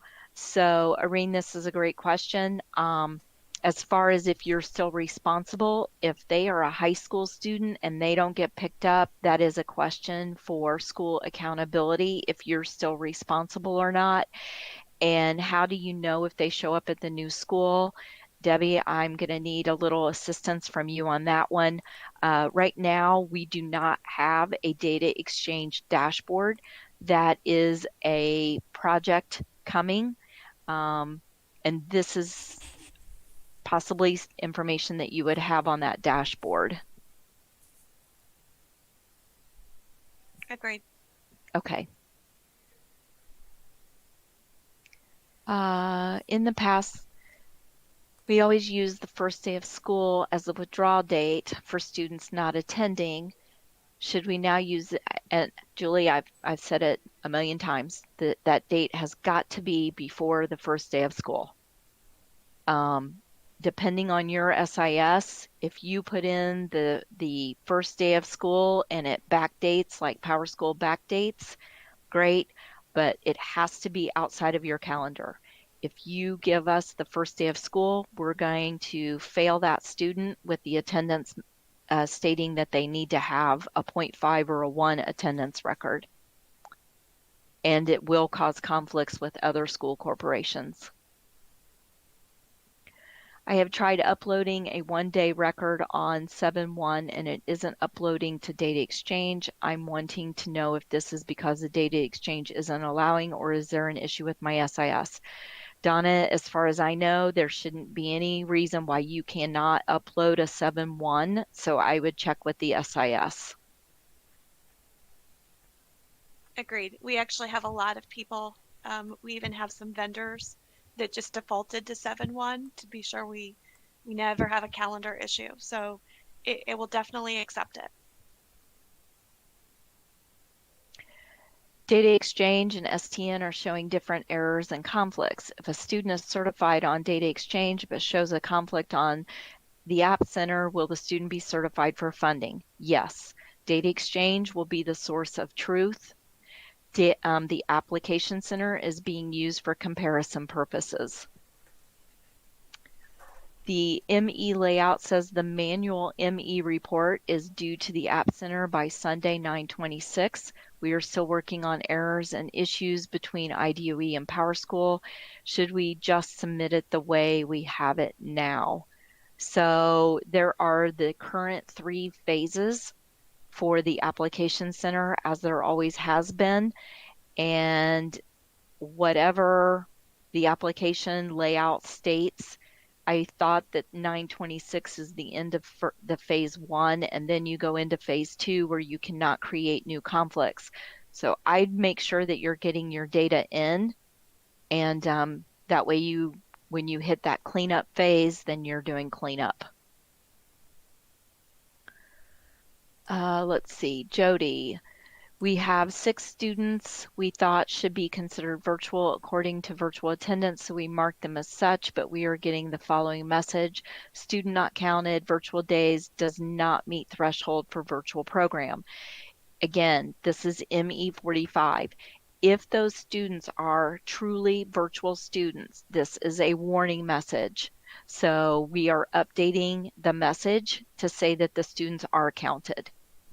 You don't want to, it's a warning message. You can look at your rosters and see that the student has certified status. We have new out-of-state student errors only on random, not at all. We're publishing correct codes. Andrea, I think that this is going to be, it's too broad and general of a statement, and you're probably going to need to work with your vendor to figure out. So I don't know what the errors are. Scott, if there is a difference between students participating in virtual software program versus student connecting and participating live to all scheduled classes virtually while at home, there's no difference. If they are being educated virtually, whether it's through software or sitting at home on a one-to-one device, whether it's packet pickups, whether it's emails with homework dropped from the teacher, whatever that virtual learning process is, those are all virtual. Virtual education or virtual instruction. Deanne, if we have a cohort 2021 student finishing graduation requirements, are you expecting the attendance to be deleted once the student is complete prior to count date? Have a concern. I was asked to bring this up again in office hours later today. So students that did not complete their 2021 graduation requirements by June 30th. So they have returned, they've got 1 or 2 credits, and they are enrolled and attending the start of this school year. They have a student school association record. They have attendance being reported. If they complete prior to 10/1, so if they complete by September 30th, you will provide an exit record and date. That exit withdrawal code will be 34. You will not delete the attendance. So if they finish today, their exit date is today and their exit code is 34. You leave the attendance data as is. That student's course completion, so those 1 or 2 credits that they were finishing up, will be provided through data exchange and will be part of your certification at the end of the school year. The GR record needs to be submitted through the STN Application Center because we are finishing up the 2021 graduate data in the Application Center. So you'll give us that GR record in the Application Center. It will not cause an issue between data exchange because it's 2 separate systems. They'll get picked up as a graduate, come off your cohort. We have the data that the student was in the building at the start of this school year, and we have all of that information. The only piece is that you want to make sure they are not reported for funding. So you would want to have their education organization record identified with no ADM type so that they come across with the primary responsibility of attendance, because you're not expecting to receive funding for that student. If you have already provided an EdOrg record with an ADM type, you need to get with your SIS vendor and have that record deleted and then the new record of attendance reported. The primary responsibility of either funding or attendance is unique to that record, to that key, and it will create 2 records for the student. So you want to make sure that you work with your vendor in removing the ADM and the funding record. Debbie, do you have anything to add on that one? Nope, I think you nailed it. Okay. I probably need to get that added to the documentation. Yep, it's a good question, Lindsay. Yep. I know our school Sorry, Tian. and I know our school and a number of other schools are getting what appears to be getting a number of what appears to be false conflicts. This started last week. So, Lindsay, if this is the pupil enrollment conflicts, I spoke to this during my presentation, PE3. We are aware those are inaccurate conflicts. We are working on this. The development team is working on this to get it corrected.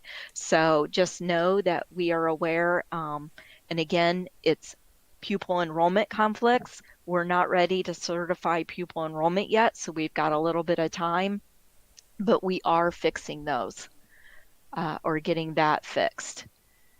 Expelled There's student. no known issues with conflicts on membership. So if you're having a membership conflict, that definitely needs resolved. Yep.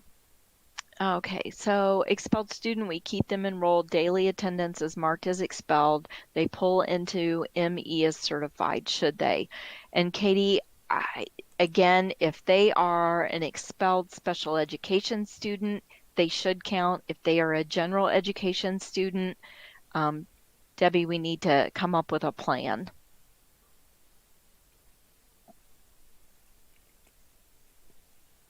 Because they cannot be counted. I'm going to suggest that if it's a general education student that has been expelled and you're keeping them enrolled, you need to get that ed.org record flipped to attendance and get the ADM off of them. That would take care of it, right?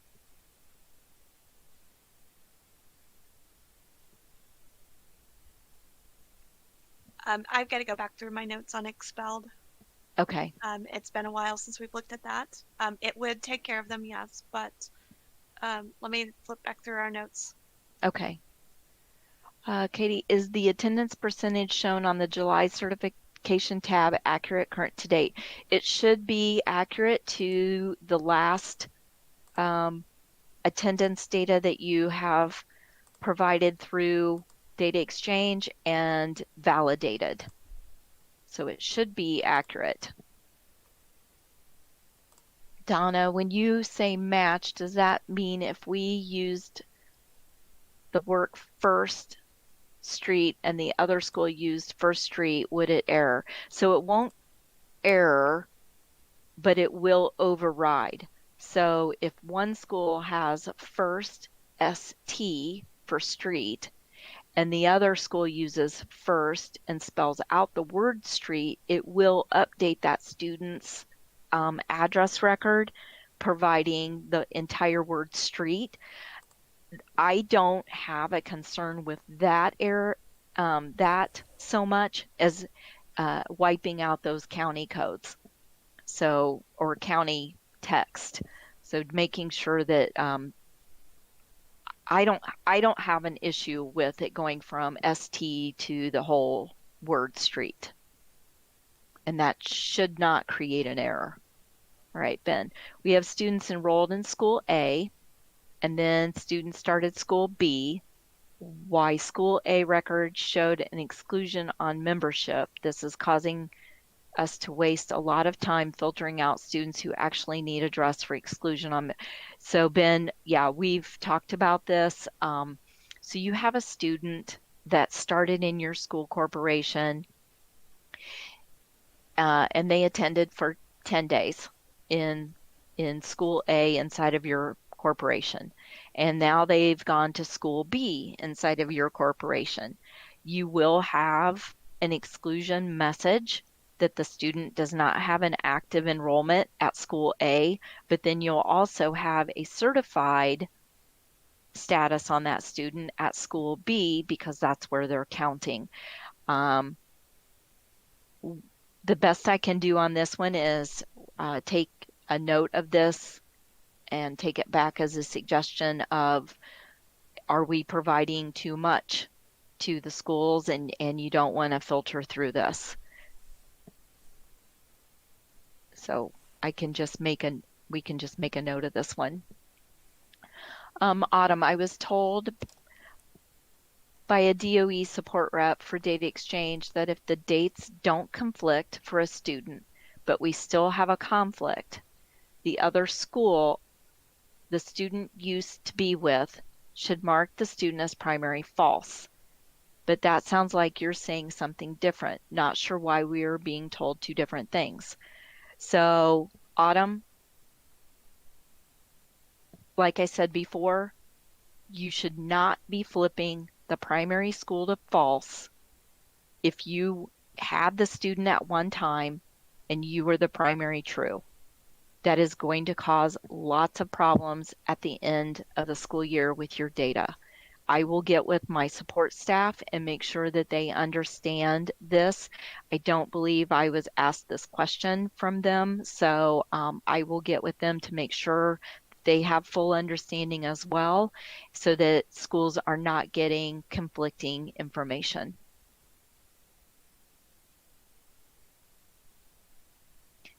All right, Andrea, what if the county error with just What if we have the county error with just some students and not all? Students have completed address with zip codes and county selected. All of this is showing us published. So again, this is where we're getting the data, what Debbie calls data thrashing, where one school is overriding another one.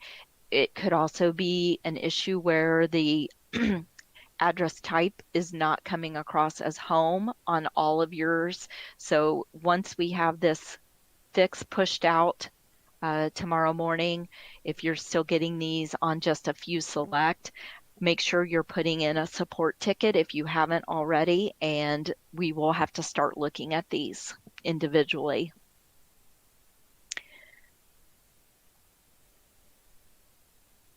Do you know when we will be able to upload our summer schools templates? I do not.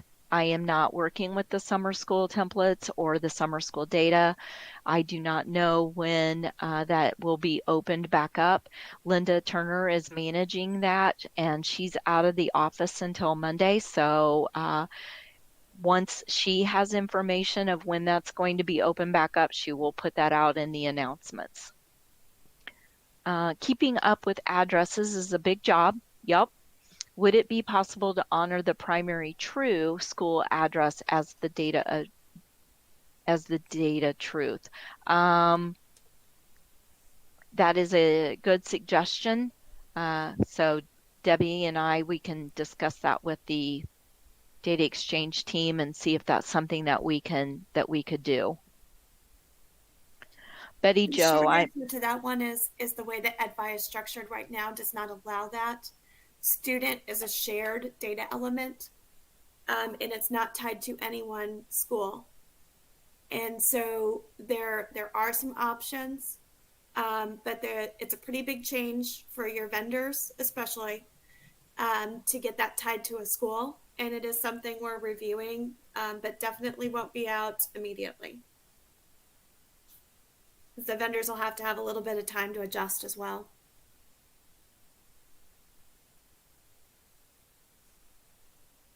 Okay. Betty Jo, I'm getting the error 400 on a few students. That's the internal error about the STNs not matching. I have verified our data matches the STN center and still getting the error. Who do I submit these STNs to, SIS or IDOE? Debbie, I'm going to let you take that one.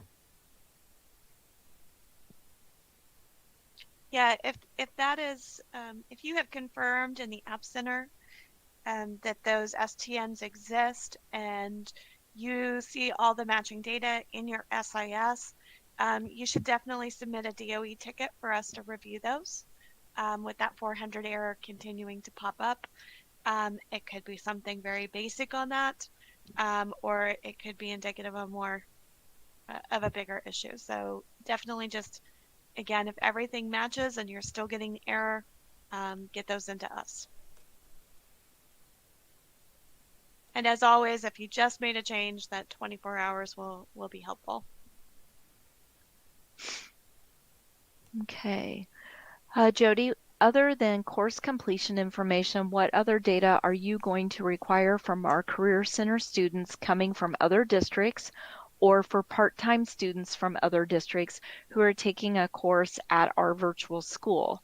Are you going to require that attendance be reported for them?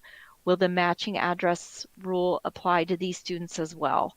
And the answer to both of those is yes. Yes, we are expecting to see the attendance. The attendance will not be utilized against your school corporation because you would be the primary school false when they're coming from another public school. But we do expect to see that attendance information because it will wrap up with the course completion information. So you're telling us that you're educating the student, you're giving us that the completion, the final grade, final credits earned. We expect to see that they were in attendance as well. And the address situation will apply as well. You will need to make sure that you've got the correct address on those students in your system so it doesn't override the other school corporations' data. I'm not, I, I would say,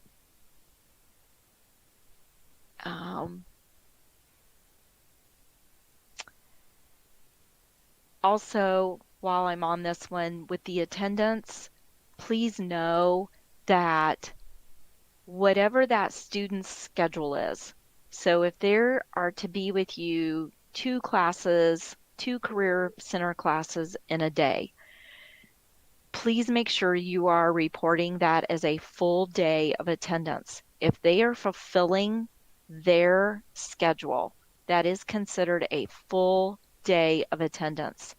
We are not looking for a half day of attendance from you and a half day of attendance from their homeschool. We're not adding those together. So as long as that student is fulfilling their schedule, that is considered a full day of attendance. We've had this discussion with Brenda, so that is how accountability is also looking for that data. All right, Julie, we are getting an error of parent guardian not listed. However, the kids getting this error are the students that parent is listed as other because they are in a guardian situation. Is this being fixed to allow other as type of guardian? I have not seen this, so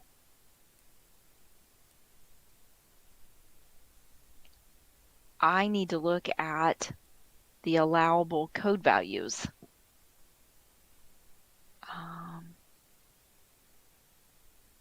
I don't know that other is an allowable. Is that an allowable code value?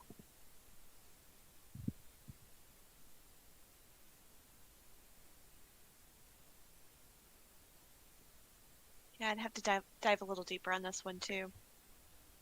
I don't think that I have that particular code value stripped down, Debbie,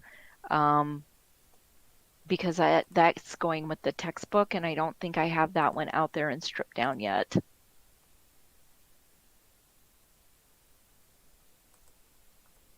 So let us look at that one, and I'll come back to that one.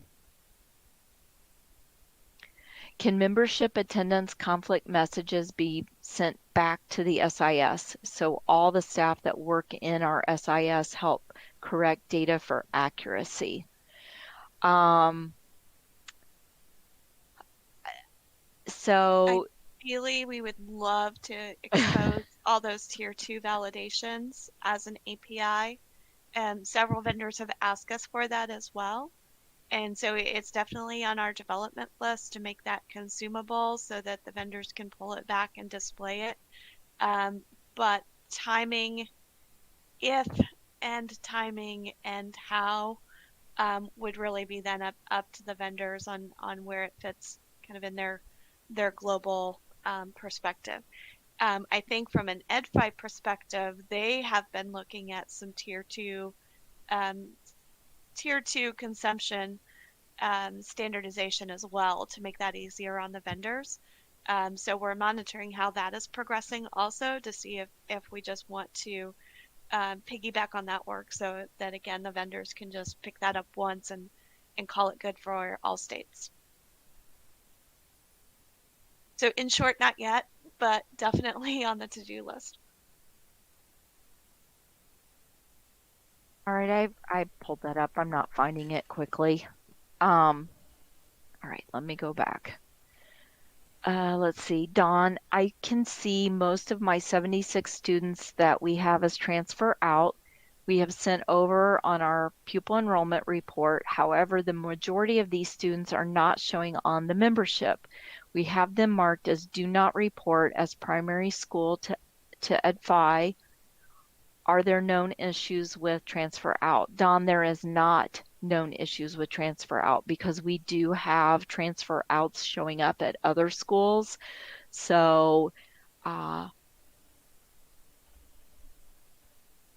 thinking you might need to make sure with your SIS vendor that you have these students identified. So it's accurate to have them as do not report as primary school on the school association. That's accurate, but I don't know how you have them set up for the ed.org record, for the ed.org association. So it sounds like this is going to be a question with your SIS vendor to make sure that you have the data set up accurately so those ed.orgs are coming across. When scrolling, so this is Jody, when scrolling through data in Data Exchange, the headers are not locked in place.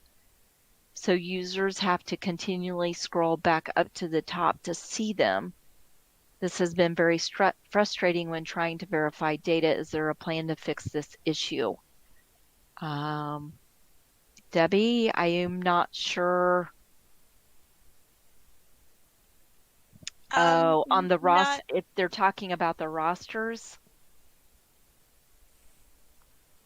She may be talking about on the filter too as well. We can look at the error messages. I don't know if that's where she's talking about. So when you, okay. I'm gonna go look real quick. I don't know that I have anything in the backlog to fix any of those that are mentioned. The export, I think since it's Excel, you can pretty well lock that header in place yourself to be able to keep that there displayed. But if we're talking about any of the tables in the UI, that would be helpful to know.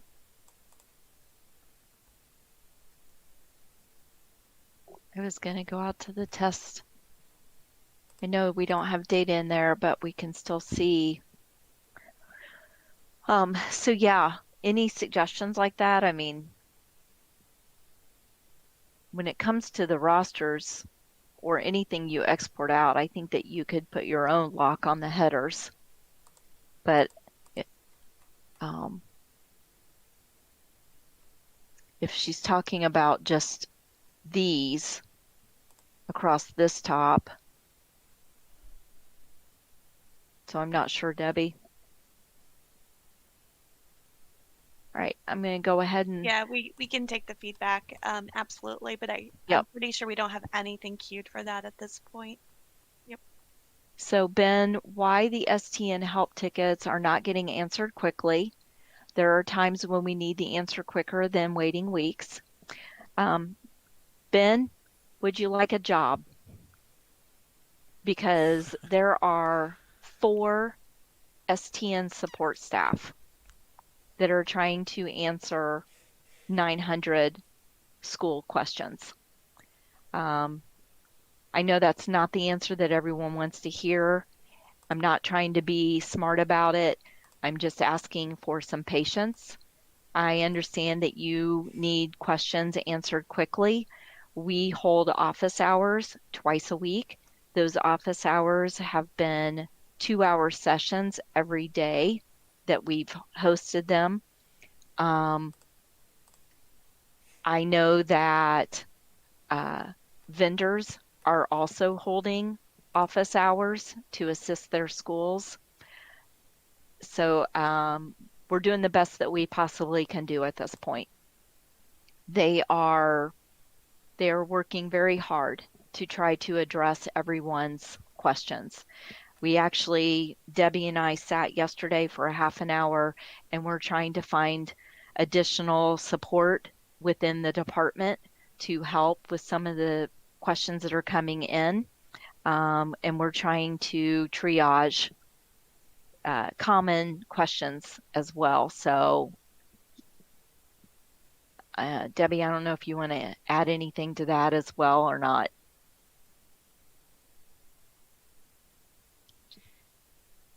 No, I think you nailed it. It's a volume versus capacity issue that we're dealing with here. Definitely, I know there's a lot of information out there. There's a lot of information out there, but being able to dig through that information is helpful as well. Sometimes going back through the trainings might be able to resolve your answer quicker than what we may be able to answer it, just because of again the volume of tickets in your queue. And I think many times what we hear back is, as you noted, Ben, by the time we actually get to your ticket, sometimes you've answered your own question. So that's all playing into the volume. It's new, we know that. We tried to scale out before this hit, but the type of questions that are coming in, we don't have our helpers don't have the knowledge in those particular areas to be able to assist. So we are looking at other folks. We are going to do some group responses as well. For example, I think we had, when we looked yesterday, about 45 tickets related to just timing on IEP updates. So we're looking at ways that we can get that response out to all 45 individuals quickly. And again, that means it may not be the usual response you get where one of the support staff calls you back personally, but that will allow us to get to some of the other more in-depth questions by using some of those, again, more general responses that may be much more than you asked for originally, but covers your question as well. So definitely looking at some things to help alleviate that volume, but just know it is a volume issue. Yep. Absolutely. And I will also, I wasn't thinking about this, but I will also state that the Moodle forums where you guys are posting out questions and concerns, not all of the responses are accurate. So do not rely on the forums from your colleagues 100%. So please make sure that, and I'm trying very hard to respond out there if I see something that is not accurate. But again, it's just time, having enough time to work on the training documents that you guys need, the reporting documentation that you guys need, hosting all of the, like I said, the office hours, working with the vendors as you guys need. So don't rely on those forums to be 100%. If you're seeing the same common answer, then that's probably accurate, but don't rely on those forums to be 100%. And everyone has different SIS vendors, so what you may see isn't relevant to your system. So you got to be really careful about that as well.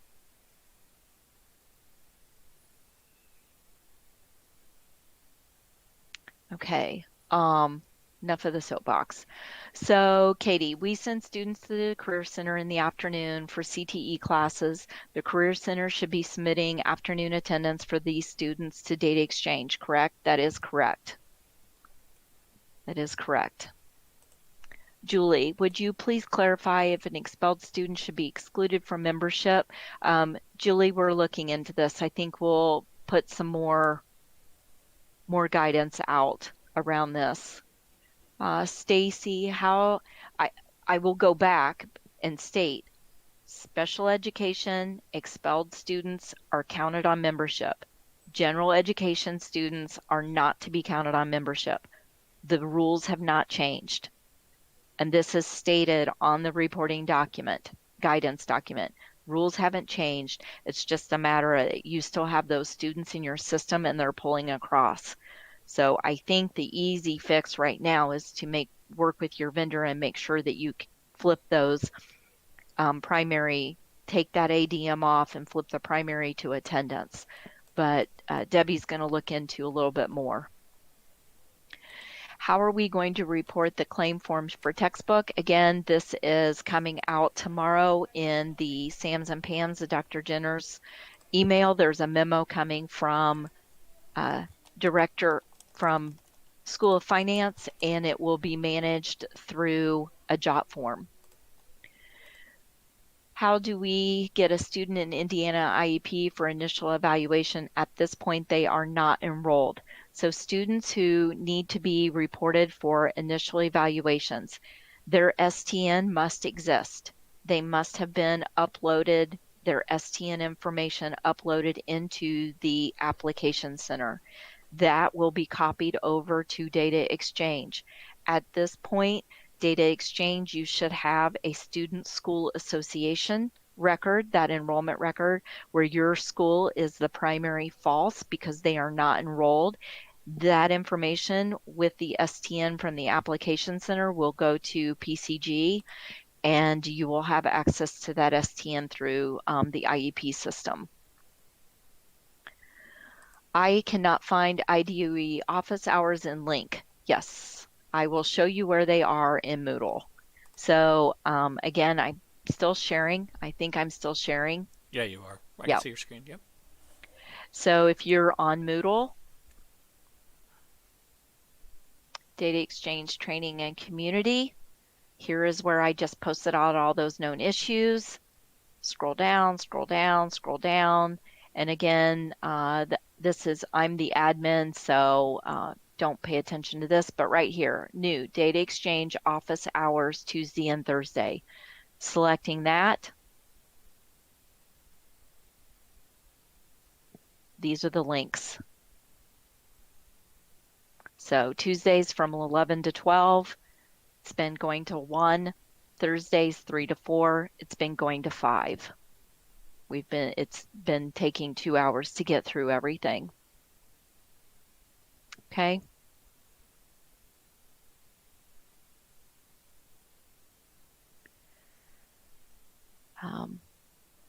If you haven't been out here in Moodle, which I'm thinking you guys probably have, I will be getting the tips and tricks updated.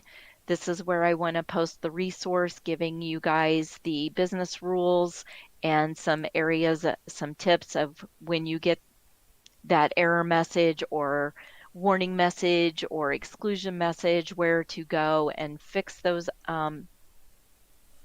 in your SIS or on a template.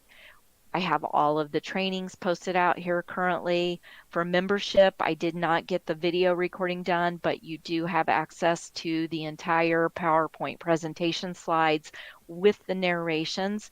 And I'm going to go ahead and get the pupil enrollment slides out there. I don't have the video complete. I've got it about probably 3/4 of the way done, but I didn't get the live walkthroughs completed, but I'm going to go ahead and get that posted out there as well.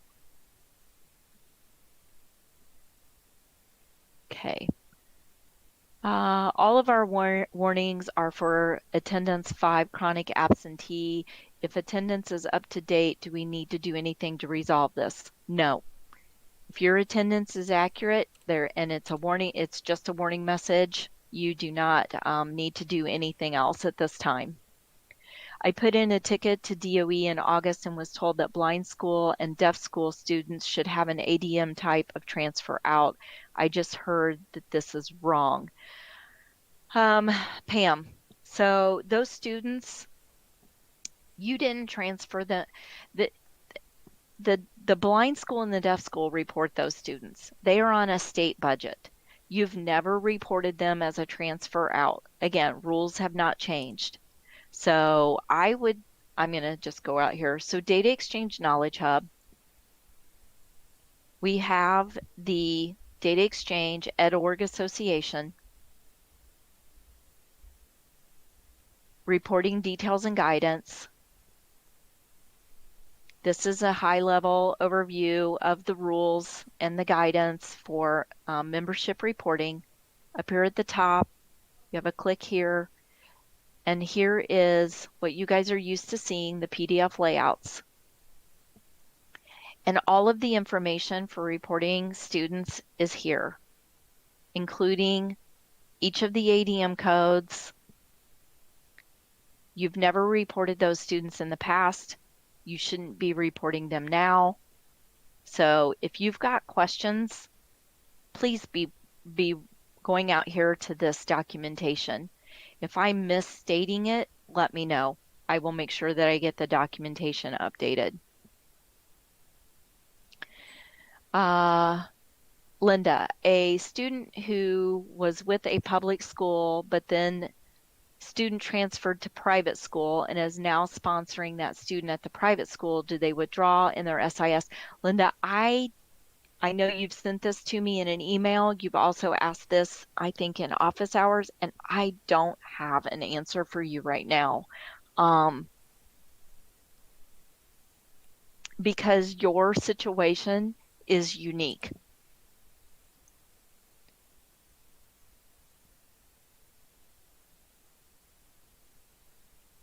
So I don't know wherever the student is actually enrolled and being, I'm just going to have to come back around to this one.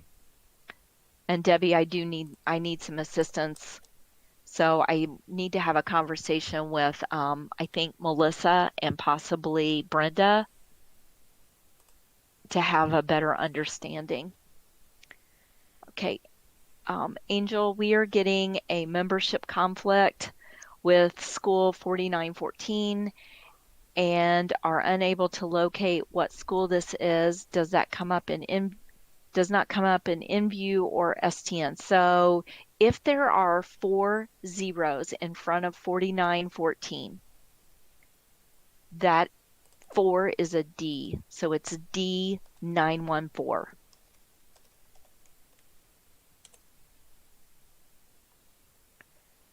Jana, for IEP purposes, for evaluation of potential PK students, we generally assign an STN, then immediately withdraw them. Unless they qualify for services, we don't enroll them. Do we need to leave them in overnight, then to get them into the file? You should not be withdrawing these students. They are simply getting a school association with the primary school identified as false. There's not any other data provided on that student until you start adding the special ed information for the eval purposes, and then if they qualify, the services they're actually receiving. If you exit those students, you are not going to be able to get to the special ed program reporting to give us that evaluation information. It will cause issues with the Indiana IEP file. So you should not be exiting those students. Assign the STN, upload it through the application center. It'll flow over to Data Exchange. You will then give us that school association record with primary identified as false, so that all of the information flows to PCG for the IEP system. Chris, DOEGR, can you talk about what the correct field and code for students that get a waiver due to COVID? The data layout published is from and doesn't have anything about it. Chris, that's going to be a question that needs to go back to Brenda, school accountability, because the layout that is published is for the 2021 graduating class, and we still haven't closed the 2021 graduating data. So if there's anything that will be changed for 2022, the layout would be updated. I'm not sure why that one is so old, but I would take that back to school accountability. Where can we find the upload template for CE? I do not have the template posted out for schools yet. That is coming. Jill, do we have to have addresses for students that we are just reporting a school association, for students we are providing special education servicing only? If those students are enrolled and attending another school system, so a non-public school, if you do not give us address information, it will override the non-public school's data and wipe out their address. If it is a walk-in speech only student or a walk-in physical therapy only student and they are not enrolled anywhere else, then and Debbie, you can tell them, no, we implemented they have to have an address, didn't we? They can't leave it blank. They can't leave the addresses off.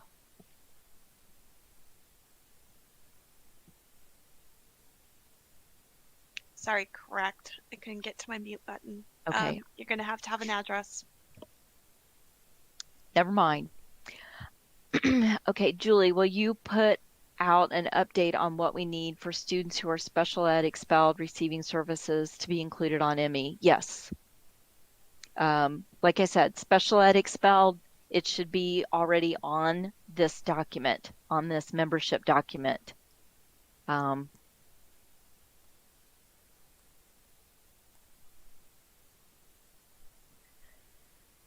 I sure didn't think I missed it.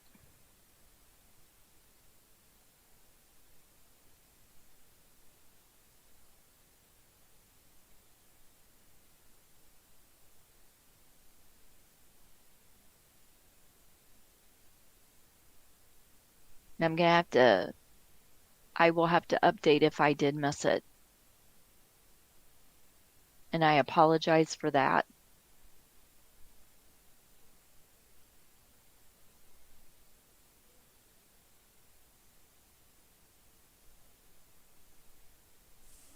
Yep.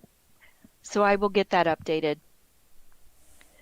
All right, Dawn, some of our students that are either no-shows and attending another one of our schools, or they have attended one of our schools and moved to a different one of our schools for this membership period, I am finding that I have to manually delete the incorrect ed.org record for the student to show as certified on the membership roster. It appears that each time we send our data over, it flips back and forth for some students as excluded or certified according to that particular, if that particular enrollment is 917. So Dawn, I hope I'm following what you're saying. Students that are no-shows, they should not be on your membership. They should have an enrollment record outside of your school calendar. Those students will not show up on the membership. Okay? The no-show students should have a one-day record outside of your school calendar prior to that first school day. Students that attended and moved to a different school corporation, they will show on your membership as excluded because they have an inactive enrollment, and that is an accurate exclusion. We're giving you guys everything so that you can validate and verify, was that student really exited prior to count date? Okay, yes, they were, move on. That's a valid exclusion. Students that were enrolled in one of your schools and moved to another school within your corporation, you will have two records for that student. You will have the exclusion from the school that they left, and you will have a certified for the school that they are now enrolled in underneath your corporation. So make it, your data is accurate in your system. It is going to pull directly from your system So I'm not sure where you are manually deleting, but you want to have accurate data in your SIS so it's coming across to data exchange. Where do our Michelle, just noting it is 11:30, and unfortunately I do need to jump to another meeting. But do want to thank everybody again for all your hard work on this, and again know that the data is starting to really come into view, and the numbers are looking much better. Don't forget there's office hours. Yeah. I know there's frequent flyers on here that we'll see you guys this afternoon too, but thank you everyone. Next, where do our registrars look up STNs now for current information? So the STN Application Center can be used to look up STNs. If whatever information is on that STN in the Application Center, that's what's getting copied over to Data Exchange. Jana, CE records. I am finding records in Security Access for all teachers that I did not add to Security Access. This is creating duplicate entries in, and not what SA, for some staff. What do I do about these duplicates? Jana, I'm going to ask that you contact Link at doe.in.gov regarding the duplicates, and also working with your SIS, because if you are providing information as a security coordinator, and then it's also coming directly from your student system, that could create duplicates because there is unique keys to those records. And if it's not matching up exactly, it is going to create a duplicate. Shannon, when a special ed student gets an isolation for discipline, is this to be reported as an ISS for the discipline report? I'm just not sure, since there are some differences between gen ed and special ed, and want to be correct with data exchange reporting. So Shannon, I believe that this question needs to go to IDOE Special Education Department to make sure how that should be reported. I am not 100% confident that it would be considered an in-school suspension. So if they're going to isolation for 15 minutes, that's not an in-school suspension with gen ed or special ed. And there is the restraint and seclusion that'll be reported as well with the discipline. And I feel like it falls more underneath that, but I would work with the special ed, IDOE Special Education Department to make sure how that should be reported, if it qualifies for discipline or not. Chris, is the data sent to PCG only certified enrollments if a student record is in conflict and PCG not getting that student? I don't know if I can answer this question. It is my understanding that the file that's going across to PCG is every single enrollment, not just certified. So it is primary school false, it is primary school true. If there is a student enrolled at a non-public school where they have identified as true, and there is also an enrollment at the public school where they're identified as false, I believe that record is trumping the non-public school because you would need access to the IEP. But otherwise, as far as I know, everything's going across.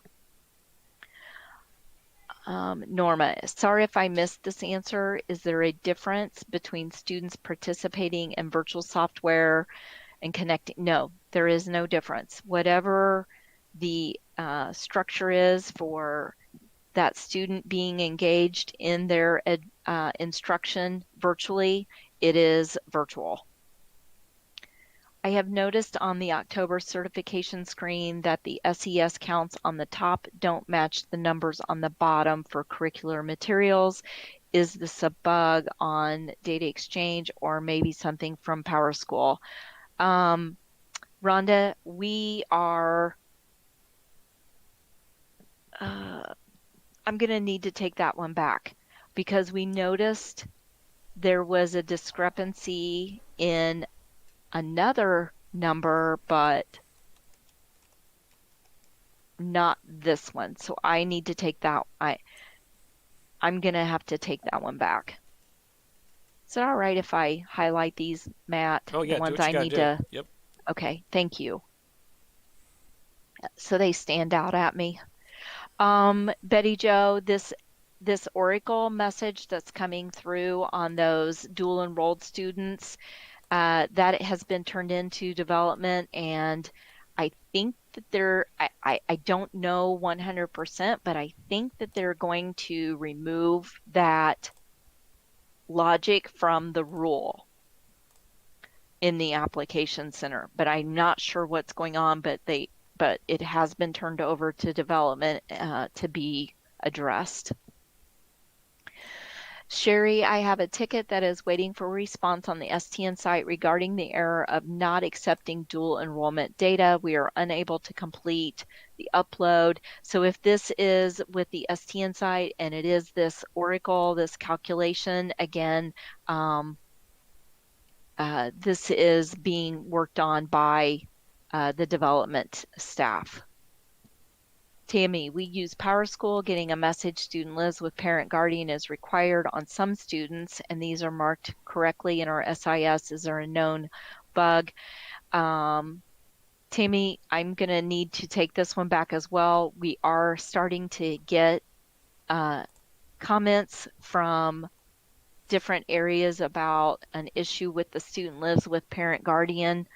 And I know that in one of the sessions with PowerSchool, you need to make sure that you are marking the parent, that check mark is in the right area. It is not on. Yeah, Tammy, it's not in the Yeah. TB tab. It is on the contacts.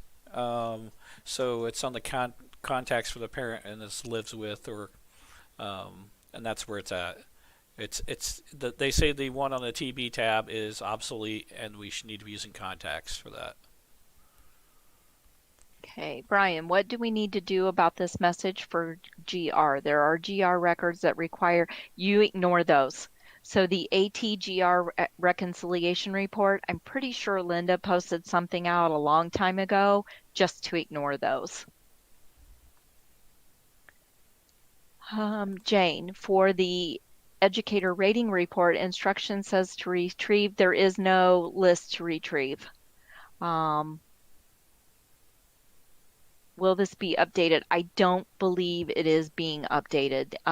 Again, the ER data is running through the application center, and Linda is managing that. So but I'm pretty sure that it was determined the list would not be provided.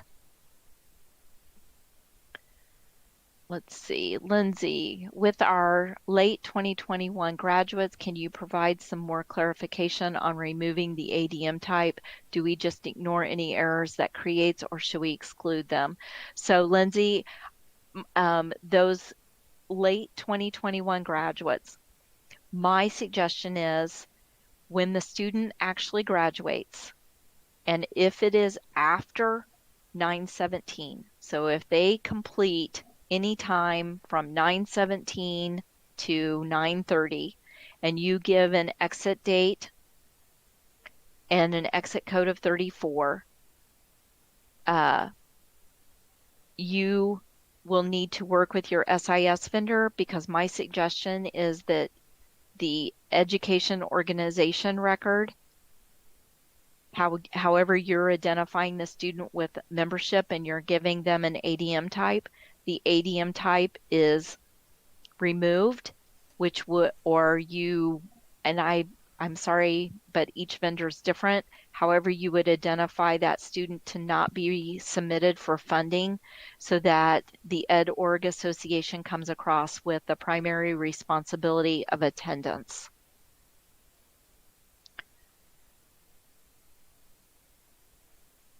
But the original record, if you've already reported that student with an ADM type of 1, that original record's going to need to be deleted by your vendor, because changing them to attendance will create a duplicate or a second record. That way we have all of the information on the student, but they won't be counted for funding which is accurate. All right, Susie, do you go ahead and mark students that are expected to graduate mid-year as primary school false, even if you know they will truly get the credits needed to graduate, or do you wait until they have those credits? So this is a completely up to you, but it's not marking primary school false. Your primary school true. What you're not providing to us is the education organization, so that you are not including them for membership funding, so that they come across with attendance as the primary responsibility. So there's a couple of things here, and I want to make it clear. Student school association, you are associating the student to your school, and that is where you're identifying if you are the primary school, true or false. Then you have an educational organization association. So you are associating the student to your organization, so to the corporation. And then you are identifying the student's primary responsibility as either funding or attendance. So school association, again, is associating the student to a school, not to the corporation, not to the organization, but to a school. EdOrg is associating the student to your corporation and telling us if you are expecting to see funding or not.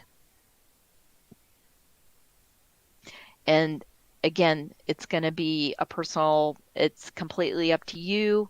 If you are 100% sure they're going to make those requirements, you can elect to go ahead and mark them as with no ADM. If you're not sure, you can wait until it's determined if they make those requirements, and then again, working with your vendor to have understanding so that they can delete the funding record and provide an attendance record. Right. Adult high school membership certification does not show virtual yes or virtual no. That is correct. Is that going to be added so that we can ensure virtual program data has been correctly reported? Caitlin, that might be a question that needs to go across to school finance, but it's my understanding we are not looking at virtual. You only were able to select one of those last year, but I was told for this year that that you do not identify students as virtual or not virtual. I would double check with school finance on that one. John, for a summer no-show student, do we report them as a dropout or mobility or leave it blank? That is up to what the circumstance is on the student. So if they were a summer no-show, it is the school's responsibility to look for that student, find out what's going on, why they haven't returned, and then providing the correct dropout or mobility code. And if you can't locate them, then you got to follow those steps for the clearinghouse. If you can locate them and they're just refusing to come to school, then that's a truancy issue and you need to follow those steps as well. But you should be giving us the accurate code. You cannot leave it blank.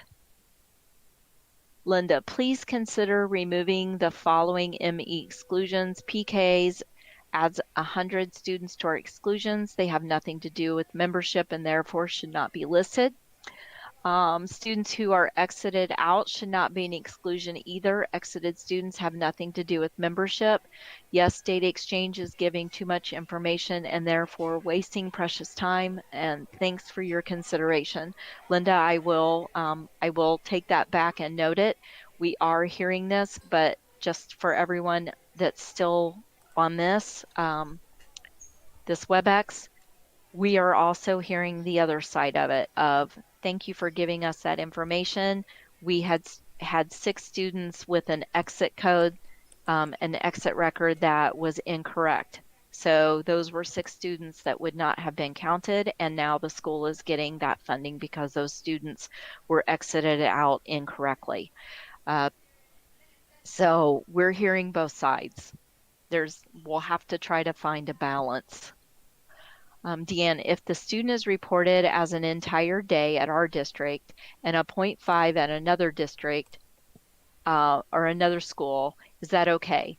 That is okay because we're looking at each school's attendance. So again, with those students that are dual enrolled, with those students that are going over to a career center, we're not combining the attendance between those two. So that is okay. Now, if you have a student that is attending, nope, that's okay.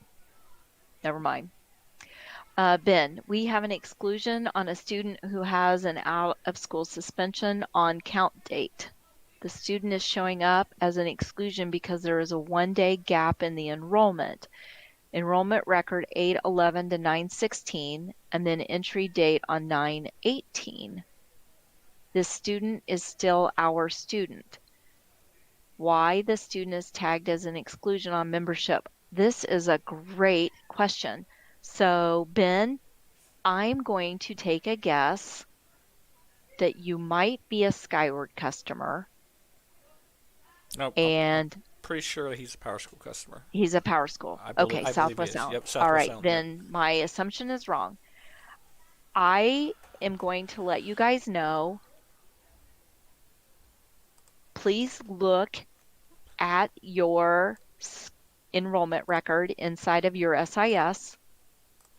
Those students should not have an exit code of 33 while they are serving the suspension. Exit code 33 is only to be used for students that are expelled and serving an expulsion.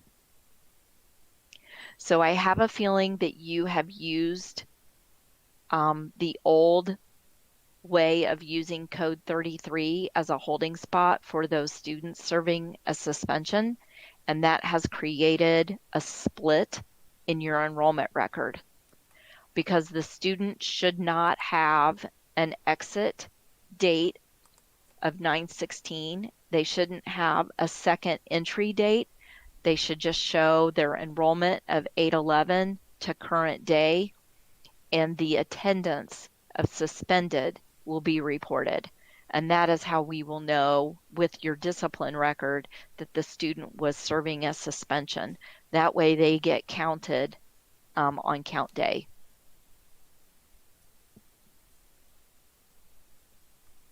And that should be, I'm pretty sure I addressed that on the updated exit.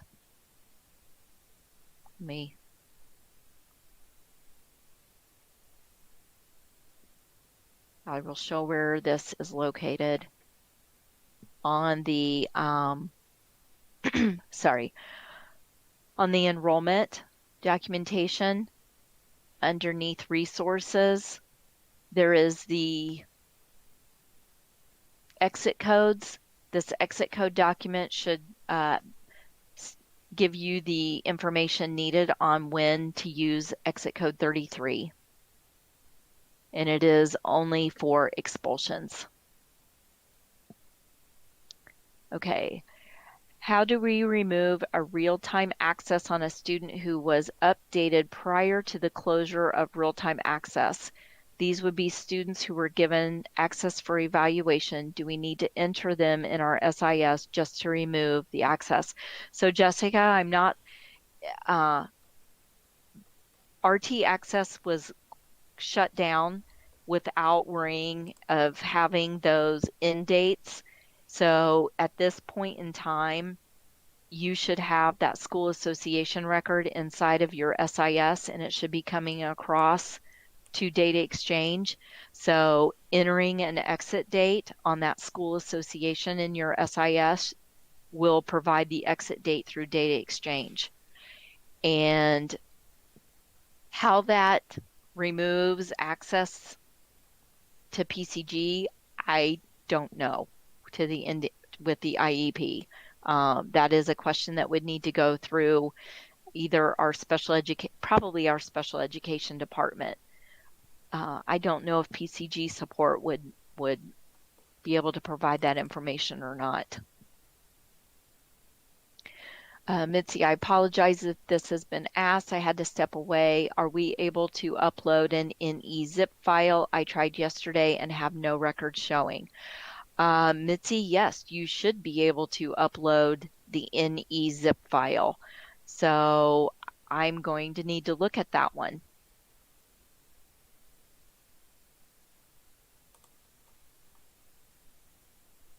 All right.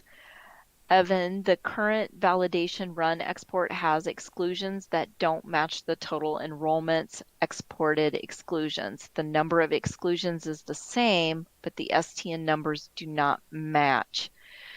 Evan, I'm thinking that if you have not already put in a support ticket, you probably need to do so. So I'm going to come back out here. It's going to have probably kicked me out. Underneath this advanced filter. So we're only giving you the first 500 messages, but you really need to be watching and looking and utilizing this show advanced filter. If you open this, we are defaulting to errors and conflicts and everything. So if you're trying to look at only your exclusions, you can just check mark exclusion. And if you want to see the students excluded for everything, you can leave this alone. If you only want to look at membership, you can do the membership here, pupil enrollment, but you can select what you want to look at and reload this data. And of course, I'm in my test school and there's no data in here, but it will reload and show you the exclusions. So I know that when you guys are up here and you run that validation and you're looking at this grid, you're seeing numbers and then you're saying, but I'm not seeing who's excluded. You have to make sure that you're clicking on this run ID to get those messages. And then clicking on that run ID also gives you the advanced filter area. So make sure that you're using this advanced filter area to see all of your messages that pertain to whatever you're working on. Maybe you're only working on conflicts and you don't care to see the errors. You can set the filter to only show you what you need. However, over here, this export feature, if you export, you are going to export every single message, not what you have set on the filter. It's going to give you everything, and then you can do your own sorts and filters on that export. When you have this advanced filter set and you do a search, it is only going to search on what is available in the filter. So if you think you've got a student that you're looking for and they're beyond the 500 messages, or maybe they've got a warning and it's not, and you don't have warnings populated and you're trying to do a search, you're not going to find it. So the search is looking at what you have loaded from this filter area. The export's going to give you absolutely everything. So if you're still finding that numbers aren't matching up, please put in a ticket. And Ben says, sure, if it pays well. Yeah, Ben, I'll tell you something. So, like Debbie always says, she goes, yep, it's free like puppies. So we'll take any free help we can possibly get at this time. So I'm not sure that that's going to pay well. Shannon, my data exchange textbook error 3 seems to be all students who have already withdrawn before the October 1st date. Is there a way for you to not show them? So again, this is probably the, I don't have, I'm almost positive, I do not have I do not have the textbook error messages, so I'm going to guess this is the student not enrolled. So again, we will take that back as a suggestion. Lisa, can you send out info to schools who still have reported students as no-shows that are on their first day of the school year? We have several conflicts with another corp that are like this. I have emailed them to let them know that so Lisa, we're going to be monitoring those conflicts. We come down, we will be managing those internally like we always have. So if they still haven't cleared them out, and from me making my statements today in this session, I will continue to make the statement that those one-day records have to be outside of the school corporation. So yeah, we'll be reaching out to the schools that still have conflicts and are not getting cleaned up.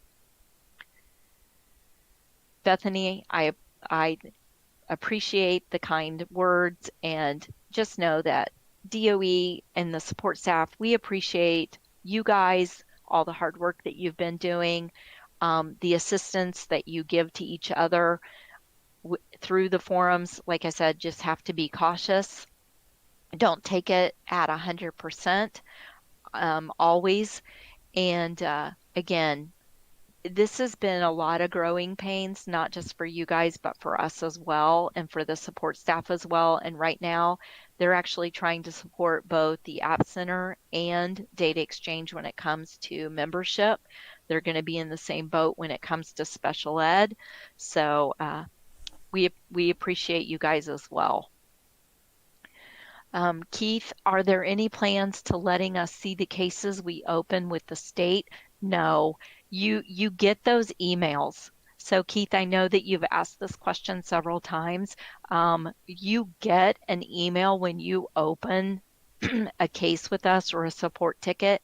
So at this point in time, with the system that we currently have, and it's being said that we are probably going to go to a different ticketing system.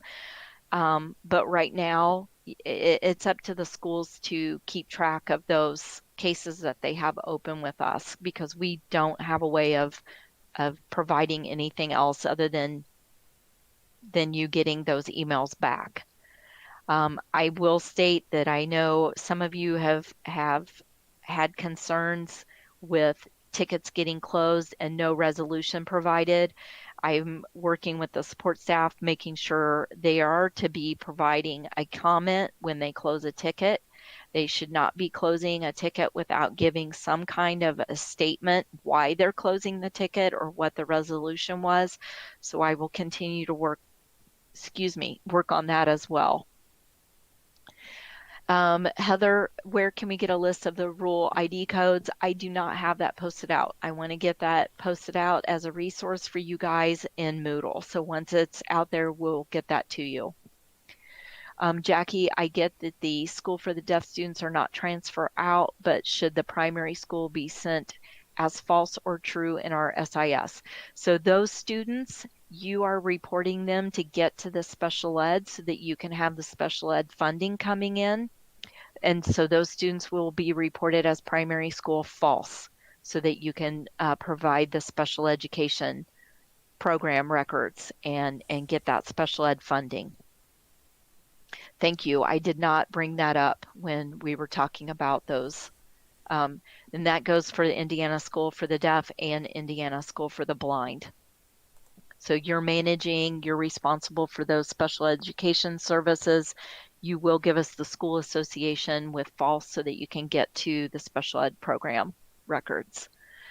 Irene, I know this is as much work for you, if not more, as it is for us. Thank you so much for taking time.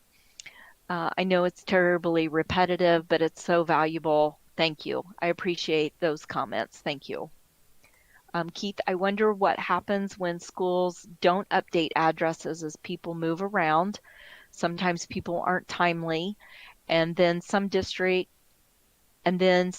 has that address and another district has the same address for a student. Potential address conflict for two different students in an SIS is an update. And Keith, you're right. It's going to be critical to try to keep those addresses updated. And I would say if a student's moving around and you don't have the address information yet, I wish Debbie was still on here to weigh in on this, but I would almost lean to leave the address alone. Well, you can't, because if you don't have an address in your system yet, it's going to be a timing thing. It absolutely is going to be a timing thing. And schools are going to need to make sure that they get those addresses entered as quickly as possible. Simona, you mentioned that conflicts with Rule PE3, please provide clarification. Pupil enrollment exclusions, Rule PE5. Just a moment.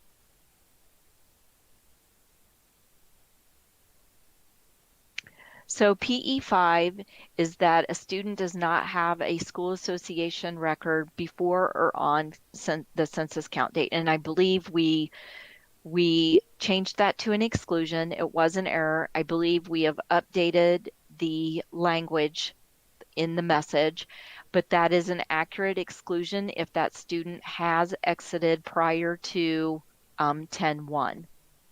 And again, this is where you guys are saying we don't want to see these messages. But we are providing those to you. And then ME34 and ME35. Gotta go to my cheat sheet here. ME34, same thing. That's an exclusion because the student does not have an active enrollment, so they've exited prior to the school year, or I'm sorry, prior to the enrollment count date. And then 35 is an error message saying that the primary school must be true when you're giving us an ADM type of 1, 3, 4, 5, 10, or 20. 10 is for choice voucher students, 20 is for adult learners. So if you have provided an ADM type to us, and I know that it's, I've seen comments about PK students. Schools want to go ahead and put an ADM type in on a PK student because of rolling to KG the following school year. You are going to get these messages. So if it's something that you want to live with on the errors, then you can go ahead and leave that ADM type, but those students will not be counted. You've got your school identified as false. You've given us funding. You've given us an ADM type of 1. You're going to get an error message.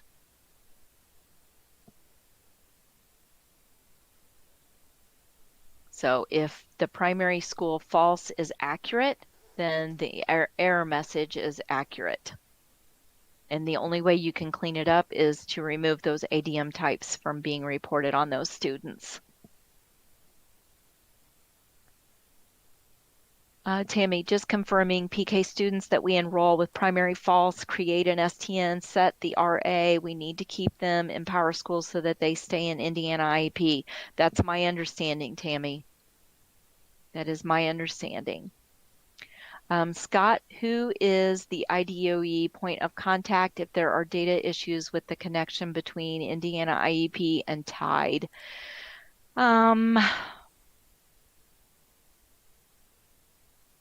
So Scott, I'm going to give you 3 options. The assessment department, and I believe they have an email account, and I'm sorry, I don't know what their email account is for support. I thought it was just school assessment, but I'm not positive. Brandon with special ed, and then Jeff Milkey, because he's the one that's sending the files across. Brandon can help with those connection issues. And then, of course, you've got the assessment department who can also possibly assist. All right, Samantha, is it correct in saying RT on STN is not updated? STN current info in data exchange does not allow you to look up STNs. Where do we go to find out current information on students? So an example, a student that ended last year with us but has not enrolled with us for this year, and we need to see if they enrolled in another school. Samantha, you're correct in everything. You're not going to see that information in the application center. And I don't have a good answer for you on this one. So I need to get a better, I need to take this back and get a better answer for you than I don't know, because this is, again, we don't have the data dashboard built, which is where you're going to be able to see more information.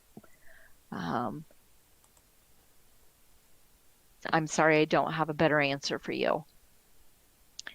Autumn, it looks like my enrollment and at least one other person's has been revoked to Data Exchange Moodle course. How do we get back into it? It says it's not accepting enrollments. Autumn, I will have to look into that. I am not aware of any reason why it wouldn't be accepting an enrollment. Shannon, is there an issue with a student whose last day in attendance was count day 9/7? Is there an issue with a student whose last day in attendance was count day 9/17? We use Skyward to have a ticket in with this and someone is working on it, but there isn't a clear answer yet. So Shannon, there shouldn't be an issue. If you've got the exit date of 9/17, and that student is not in conflict, they should be showing as certified.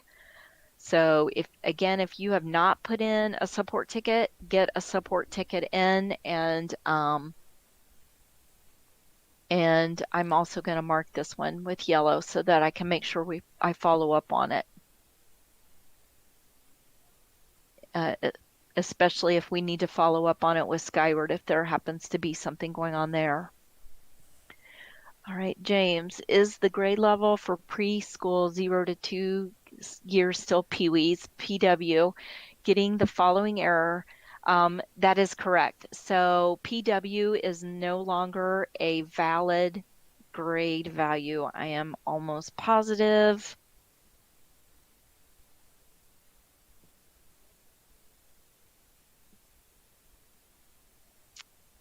Well, I was hoping to.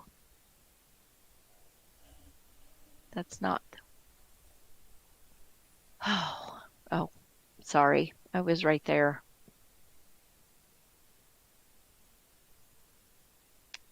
Enrollment code values. Pretty sure that Pee-wee is not. Yep. PW is no longer a valid grade level descriptor. So you will need to identify those students with PK. Ben, thank you. Is there a way for us to close the tickets that we open with DOE help desk if we got the answer for our question? Hopefully that will eliminate a lot of unnecessary support tickets. If you just put across a respond, I'm not sure the actual process, but if you respond or put a note back into that ticket, it will come across our desk at letting them know that they can close those tickets, which they will do. And we get that a lot. We'll get a ticket at 10 a.m. Asking a question, And at 1 o'clock, another comment will come across saying, when are you going to look at this? And then the next morning at 8 a.m., we'll get another comment that says, oh, figured it out. You can close this ticket. So there is a way somehow that you can comment back on those tickets, letting us know that you've got your answer and that they can be closed. That would be extremely helpful, because yesterday when I was working with Debbie to triage, we had 500 tickets out there. So that would be very helpful. Larry, if we upload the membership template zip, will that be our ME source of truth? So Larry, if you are one of the schools that has to give us the templates, which I'm thinking you are one of those schools, that is your ME source of truth. You are uploading those templates into Data Exchange. Data Exchange is the source of truth for membership. And the templates, so when you are on Data Exchange, so from the link portal, Data Exchange Knowledge Hub, you will go to the Ed Org Associations, MVMA, and they scroll down, and the 2 templates that are needed to provide that education organization information is located here. And all of the training for filling out those templates is underneath this reporting membership on this slide deck. I'm going to go ahead and open this up because there is a lot here. The first section is the quick high-level overview and updates and changes. This second section is how to use the templates. And for everyone, if you're concerned like what each field is, because you don't actually see those fields anymore like you did with the old layouts, know that the second section of any training that I post out, where it says requirements with IDOE templates, I walk through, where is it? I walk through every single field and what each of those fields requirements are. So here's where I talk about A is 1, B is 2.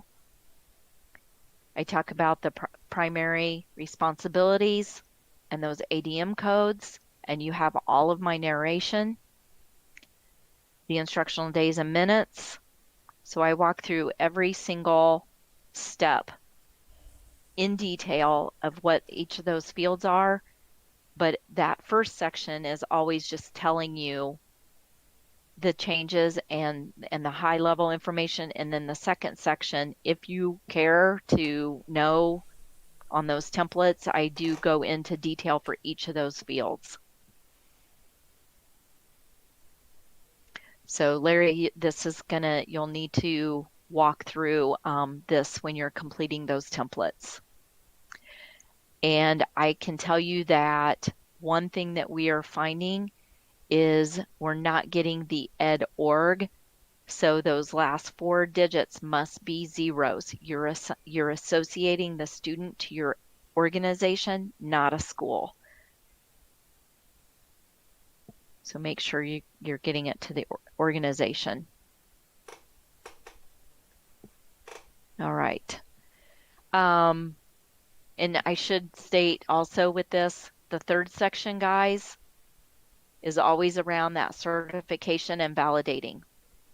So if you want to know how to find those error messages, how to understand that validation portal, looking at the certification tab, which now these are outdated as of tomorrow, these screenshots will no longer, it's still similar, Information's still the same as far as finding that checkbox when we go into certification, but there will only be one grid.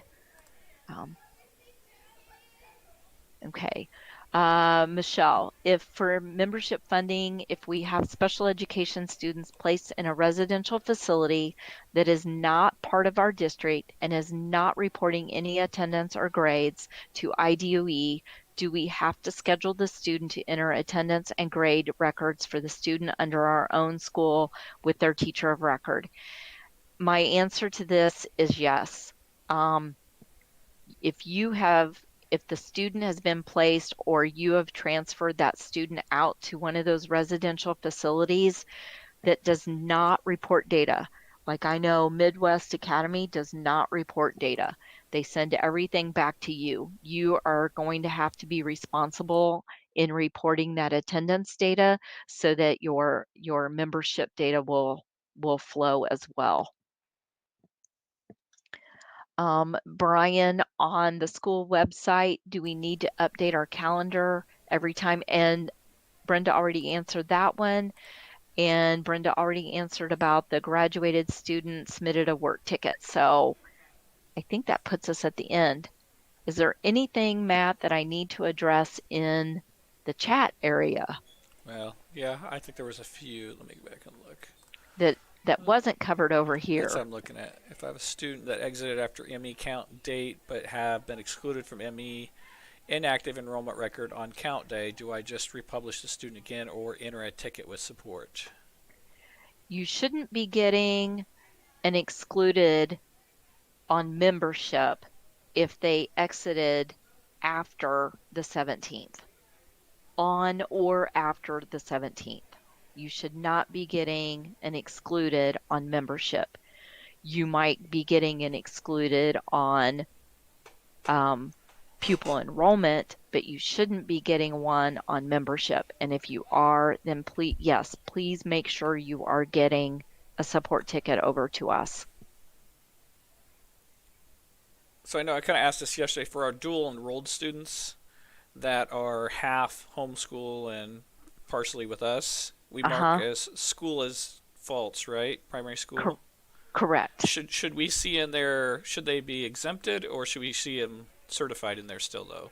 With that, You should see certified. okay. If you're giving us ADM 6 and the instructional days and minutes, and you don't have any error messages or conflicts with that kid, you should see the student as certified. Okay.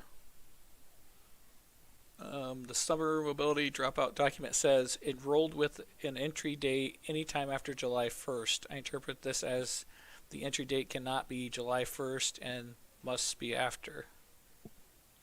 So again, Linda Turner's managing the summer school reporting. So I have not been working with that data at all, and I don't know what the criteria or the rules are. If they're saying after July 1, then that would be my assumption, but I cannot answer that 100%. Okay, I think we've come to the end.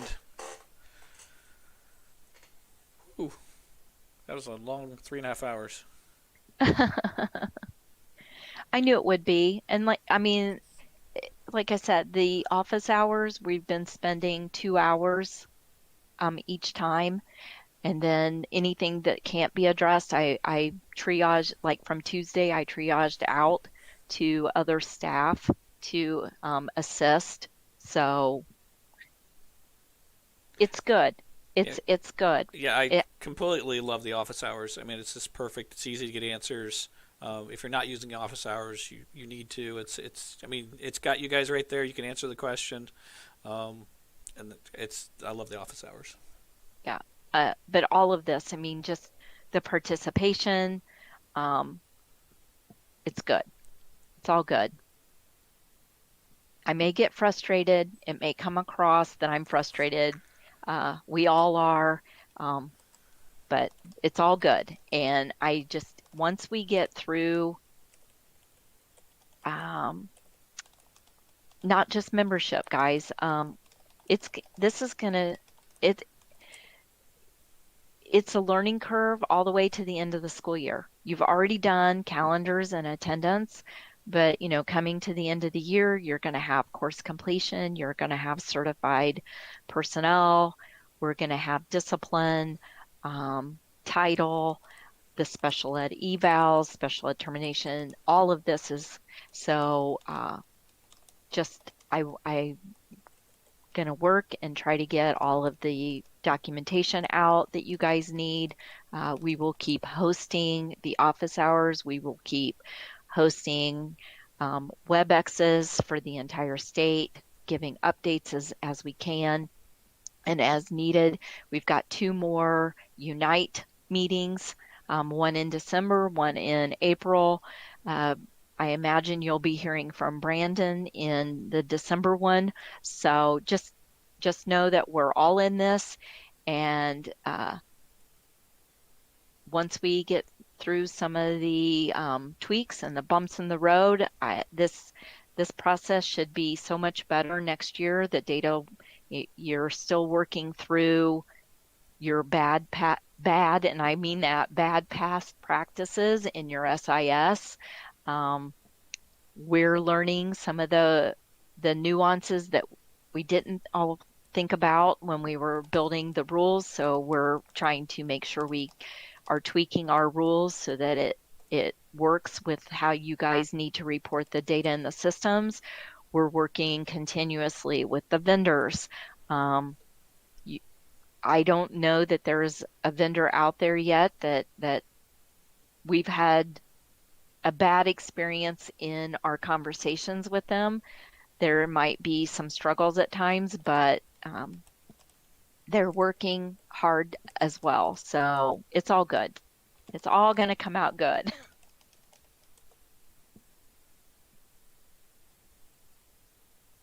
Right, Matt? Oh yeah, completely agree. I mean, it's just like I said, we just got to get through this first year.